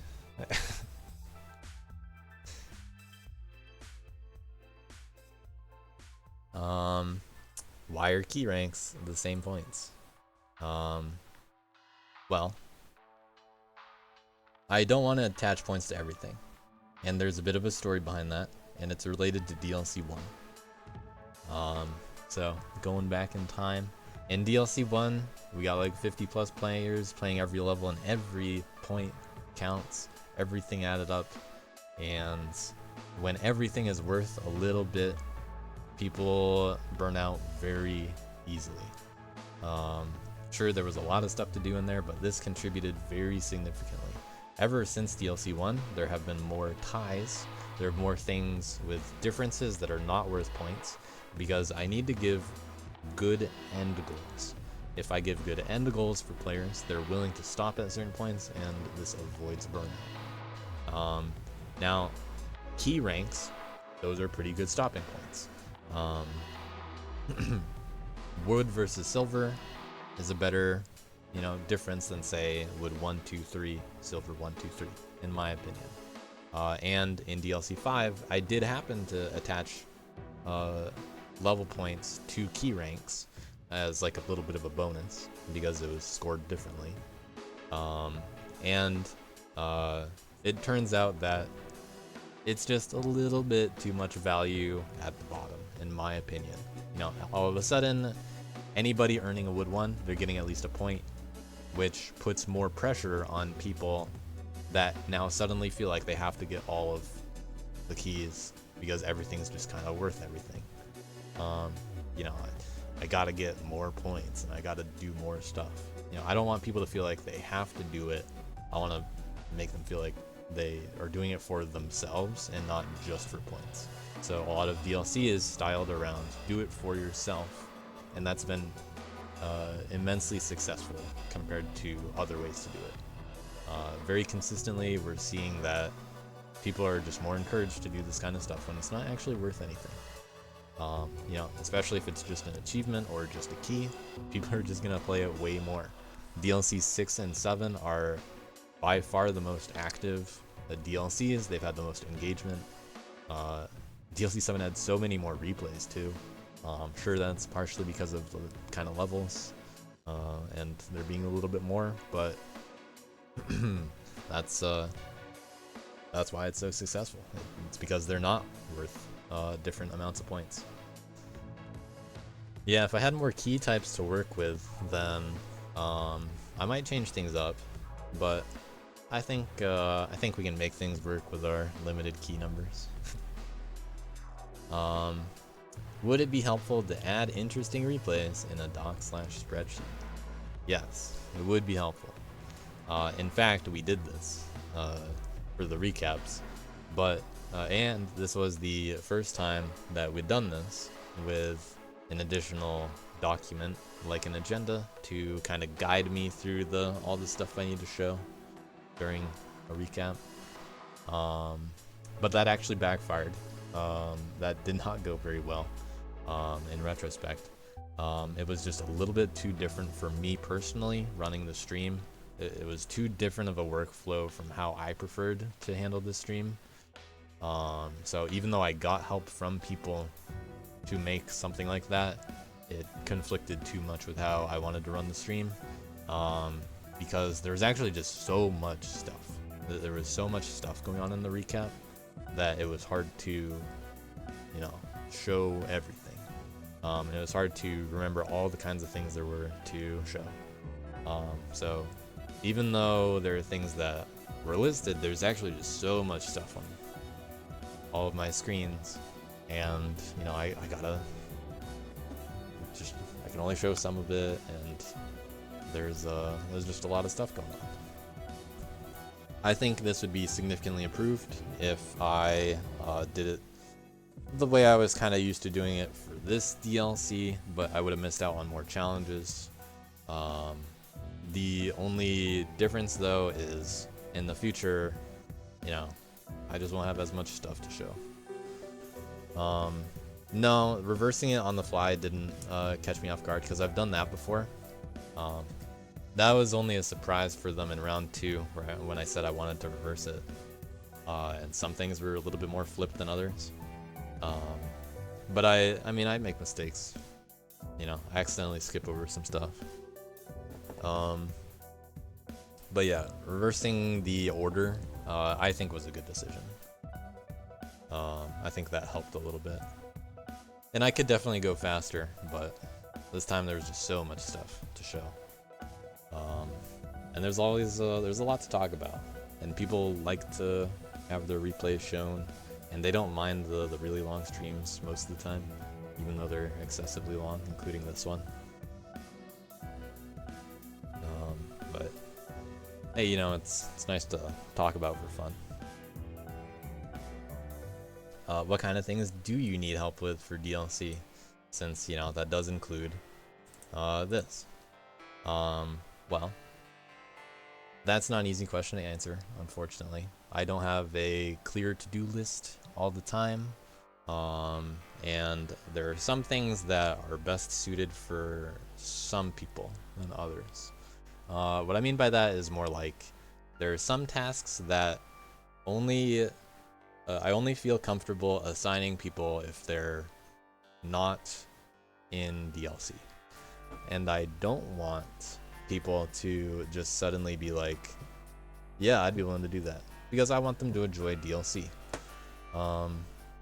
So I think there's a little bit more that I can do related to allowing more people to do some of that kind of stuff. But when it comes to thinking about things to do in DLC, what I tend to the best way to approach this is, here are all of the things that had to go on during DLC, and literally every single thing on this list, and I'm just naming this off the fly, like I'm just listing stuff from memory. Here are a bunch of things that I'll do in DLC. All these kinds of things are just every single thing that I'm gonna mention. Yes, everything can use a little bit of help. How exactly people can help, I don't know, just message me at least, and then I can work it in. I'm managing the project, I'm getting together the volunteers, but when I put out calls for volunteers, I don't always get responses. You gotta respond to me, so I at least know there's some people out there that can help. Best way to do that is DMs. You know, if you're filling out a form and saying, I'd be willing to help, and you don't have your name there, I don't know who wants to help. So, stuff that I do for DLC, behind the scenes. So you guys obviously see all the announcements that get posted. I've just kind of been, you know, the face of DLC. So I tend to do all the announcements, and I tend to run the stream. And there's a lot of stuff that goes into like writing this kind of stuff, and you know, this postmortem document. I'm getting 4 hours out of 4 pages, just things to talk about. You know, I can just kind of wing it a lot of the time. There's always recap streams. There's a lot that goes on every week, every round. It's good to pay attention to that kind of stuff. The maps have to come from somewhere. The main thing that I've been doing the last couple DLCs, last few DLCs, has involved checking the maps. So it has involved managing the people making maps before DLC starts. And when teams have to make maps, I have to enforce some kind of schedule for them in order to make sure that they happen on time. So I have to be the person, you know, talking with every single map maker and eventually approving the level for DLC. That's probably where the majority of my time went last few DLCs. Primarily because in 2 of them I made maps. Yeah. And those particular maps were very intensive. But that's a map making thing. You know, if I make maps, that's on me. There's also the spreadsheet. So, you know, that big spreadsheet, that's a big spreadsheet, and it's got a lot of stuff going on in there. I've gotten Rodent Idol more involved in that kind of side of things as well. But, you know, there's a lot of stuff that goes into that spreadsheet, both front end and back end. It would be nice to have more control over Dust Kit and Dust Mod. You know, if there were a wish list of some kind of things that we could get out of DLC, a lot of them would involve improvements to Dust Kit or Dust Mod. But, you know, that's another avenue. Challenges. Someone has to manage the challenges, moderate the challenges a little bit. That's another thing that I've been able to hand off to Rodent Idol a little bit, but, you know, that can be improved. I had more things to say about challenges. What else is on the list? Bounties. Someone had to choose bounties. That was me and Uckies. All of the invert keys. Every map, you know, you gotta test that. You gotta come up with keys on all of them. You gotta come up with invert keys on all of them. You gotta come up with Atlas invert keys. You gotta come up with some of those that are for bounties. You have to consider how, like, all of these kinds of things fit together with the DLC experience as a whole. And, you know, although I use what I get, it's very, you know, it's very dense. You know, a lot of things have to fit together. The registration process, advertising, DLC is gonna happen, putting the teams together, there's a draft that happens, like, I have to choose all the members for the captains. This particular time, I did try to give Idol and Rodent more control over that part of the process, but I actually stepped in a little bit just to, you know, get like wildlife wranglers up to speed. You know, we had a little bit of delays there. What else is going on? You know, deciding any kinds of main themes for DLC, like remixes, or what's going to be different, what's going to be the same. For all of these past DLCs, they're all so different from each other that, you know, it was a nice little refreshing difference to have DLC 7 basically just be DLC 6 again, with very little differences. And fortunately, that allowed me to work more on Yin and Yang. Similar to how in DLC 5, I made sure that I finished the spreadsheet like a month before DLC started, because sometimes that spreadsheet takes days or over a week to create a new spreadsheet from scratch if it's a different kind of DLC. You know, all 6 of these DLCs have very, very different spreadsheets. And you can look them all up in the Discord. There's channels for all that kind of stuff. So there's a lot of stuff that goes on in DLC. What kind of things do I need help with? I'll take help everywhere. That list is not, that's not a complete list. There's a lot that goes on when it comes to these kinds of events. I do like putting them on. That's, you know, that's something that I personally enjoy doing a lot more than the competition part myself. You know, I have run events for a while now and do have more project management kind of experience with them. You know, they're just fun to put on, fun to do community stuff.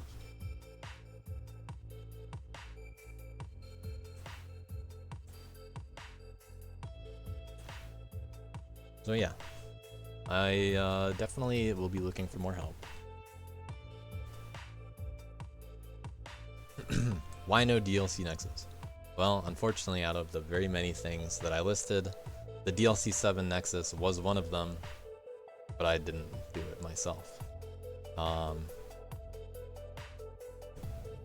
If anyone is interested in making a Nexus for DLC 7, I can provide assistance with what needs to be in it. You know, like I can show you how to make doors and stuff, and I can help with the art. You know, I can theme it around, say, desert, depth, and yin and yang a little bit. But it's another task. I personally didn't do the Nexus this time because it's a lot of work for me to do something that when I do it, I want to do it really well.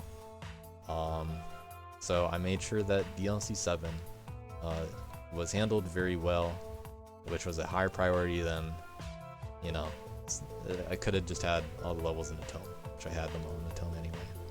But I do very much want a DLC 7 Nexus, and I will help someone make it, but I'm not going to make it myself this time. So if someone is willing to help me make a Nexus, which all it is a map with doors and some art, then you know, reach out to me. We did other Nexuses. I've done most event Nexuses for events that I've run. Not all of them, but most of them.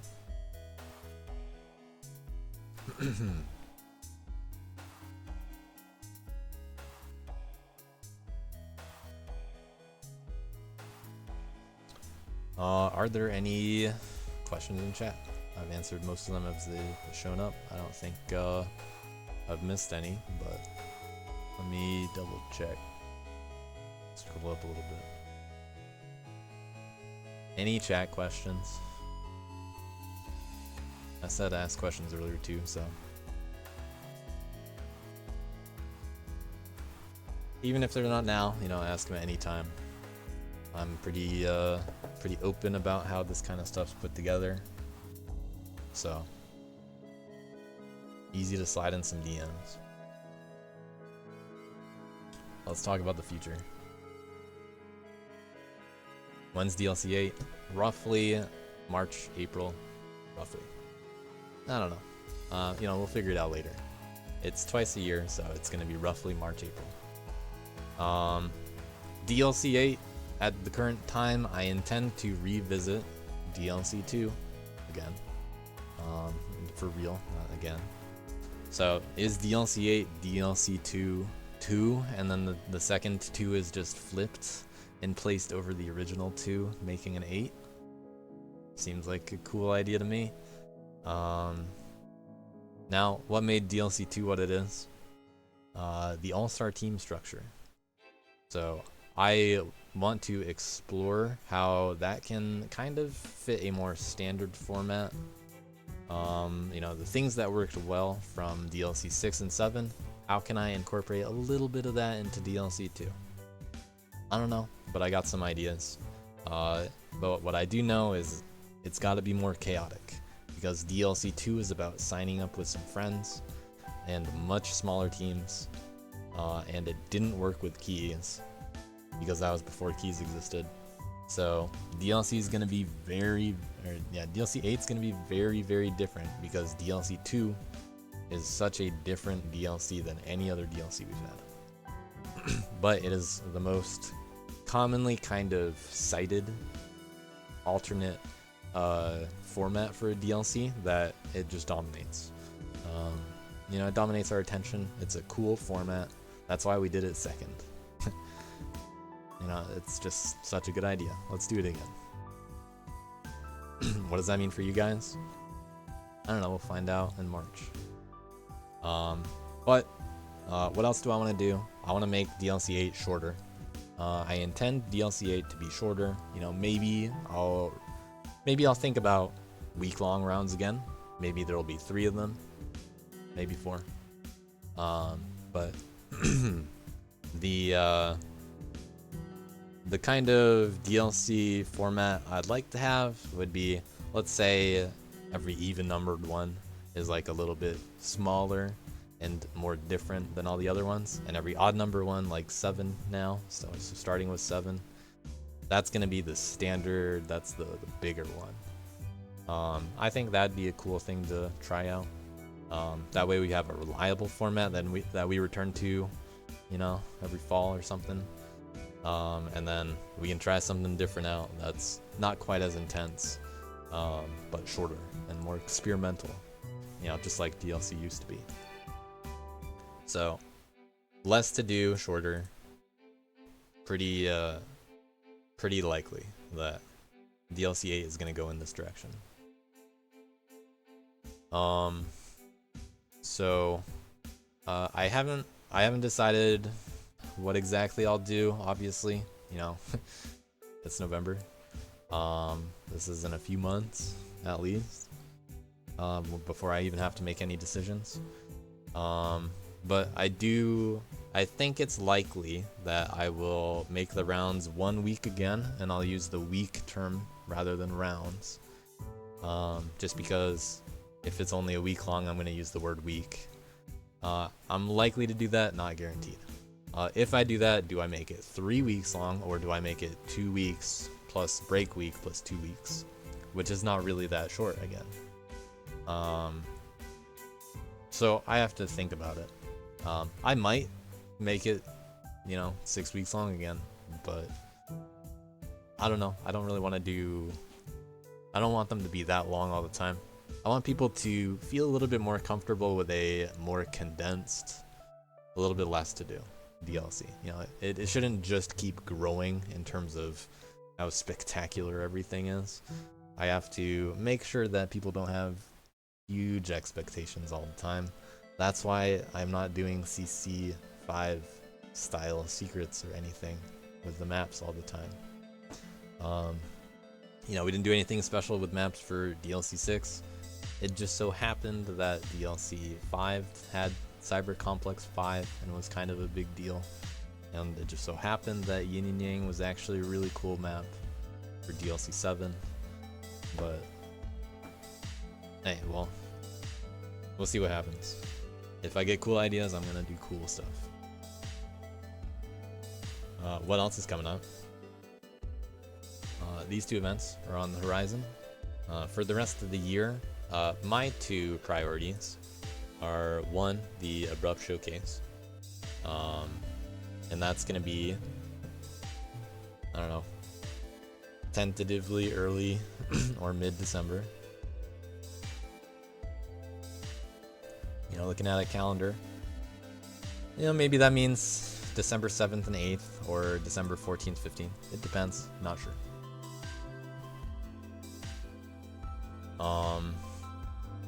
As for Yin and Yang Q&A, we can do a little of that after, right now, but we're gonna do, so my current idea is we're actually gonna do that at the Abrupt Showcase. So in the showcase, this is a marathon style event. There's a lot of runs and exhibitions and races and all that stuff, and there are other little nested events in there. Sometimes we have map maker interviews. We might do that next week with Yin and Yang, because Camel's not actually around. and it's just going to be a little more convenient to do it later for us. And I wanted to release Desert DX when I do that. So I'll answer yin and yang questions whenever people ask them, which includes, you know, after I talk about the map competition. But, you know, I'll save some of it for the interview too. So, you know, Abrupt Showcase. I personally want to, you know, want to continue the showcase. It's no longer as abrupt, but I mean, we're looking at that December time frame again. It's a very good opportunity to raise money for the map competition winners, and the map competition is, you know, continuing. This is the third time that we've done it this way. Looking forward to it. And not just because I made a cool map for DLC 7, but, you know, I would really think it's cool if more people make some cool stuff. Maybe we include a blind relay blitz as part of Abrupt Showcase again. That's very likely. So if you are thinking about making any cool stuff, the next cool event that you can do cool stuff for is the Abrupt Showcase. So I like to put together that kind of stuff, as always. Me personally, I intend to primarily handle DLC stuff and the map competition as far as events are concerned, and I try to not be as involved in other events in Dustforce as much, and I'm trying to like hand off a lot of those kinds of responsibilities and things that I have done, because there are a lot of people that are capable of that kind of stuff too, to keep it going. But I do really like my involvement in DLC especially. You know, DLC is the big one, and then I like the structure that we have for the map competition. So I'll continue to run both of those the same way. But as always, we need help. So for the Abrupt Showcase, we're starting to make some moves on that. So if you are interested in anything related to the Abrupt Showcase, it's time to start thinking about what could I do for like a race, or what kind of exhibition could I participate in perhaps? What would be fun to do in a marathon that's specifically for Dustforce? Do I want to make some ramen maps on stream? We always do some of that at the Abrupt Showcase. We're gonna do it again. And I mean, it's our event to raise money for the map competition. So we do cool stuff, and you know, it teams up really well with the map competition. So yeah, make cool maps for cool stuff, and then raise money for stuff at the same time. You know, good synergy. That's the word that I was missing earlier.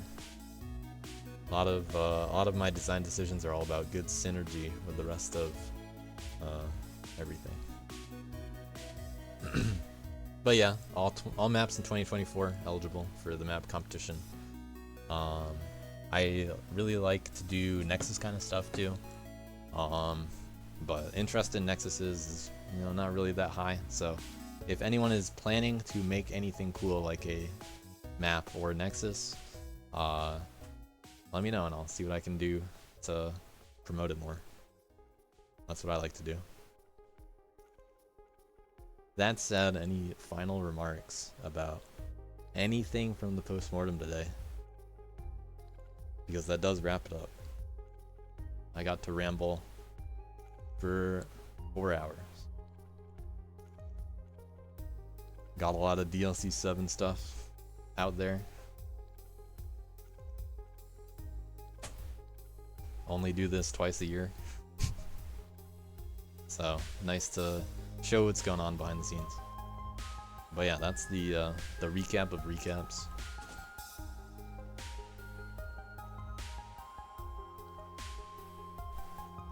Good ramble.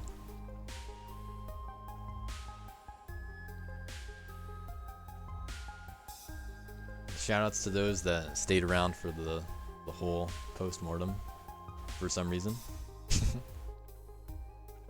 It was another one. I think this is actually the longest one.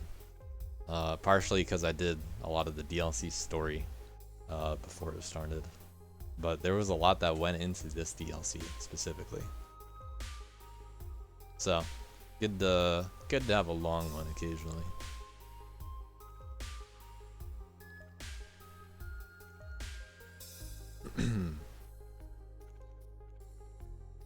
So yeah, if anyone wants to help out with any events in the future, let me know. I'm the guy to talk to. I announce stuff, so reach out in Discord. If anyone wants to see anything related to Yin and Yang, I'll stick around a little bit and show some of that, but I do expect to do a Yin and Yang interview. If not next weekend, then at the Abrupt Showcase. So look forward to the Abrupt Showcase. You know, that's just a good excuse to talk about map design at something that we're celebrating maps. You know, we're celebrating and preparing for the map competition. So let's talk about a really cool map that came out this year, and hopefully encourage people to make better maps.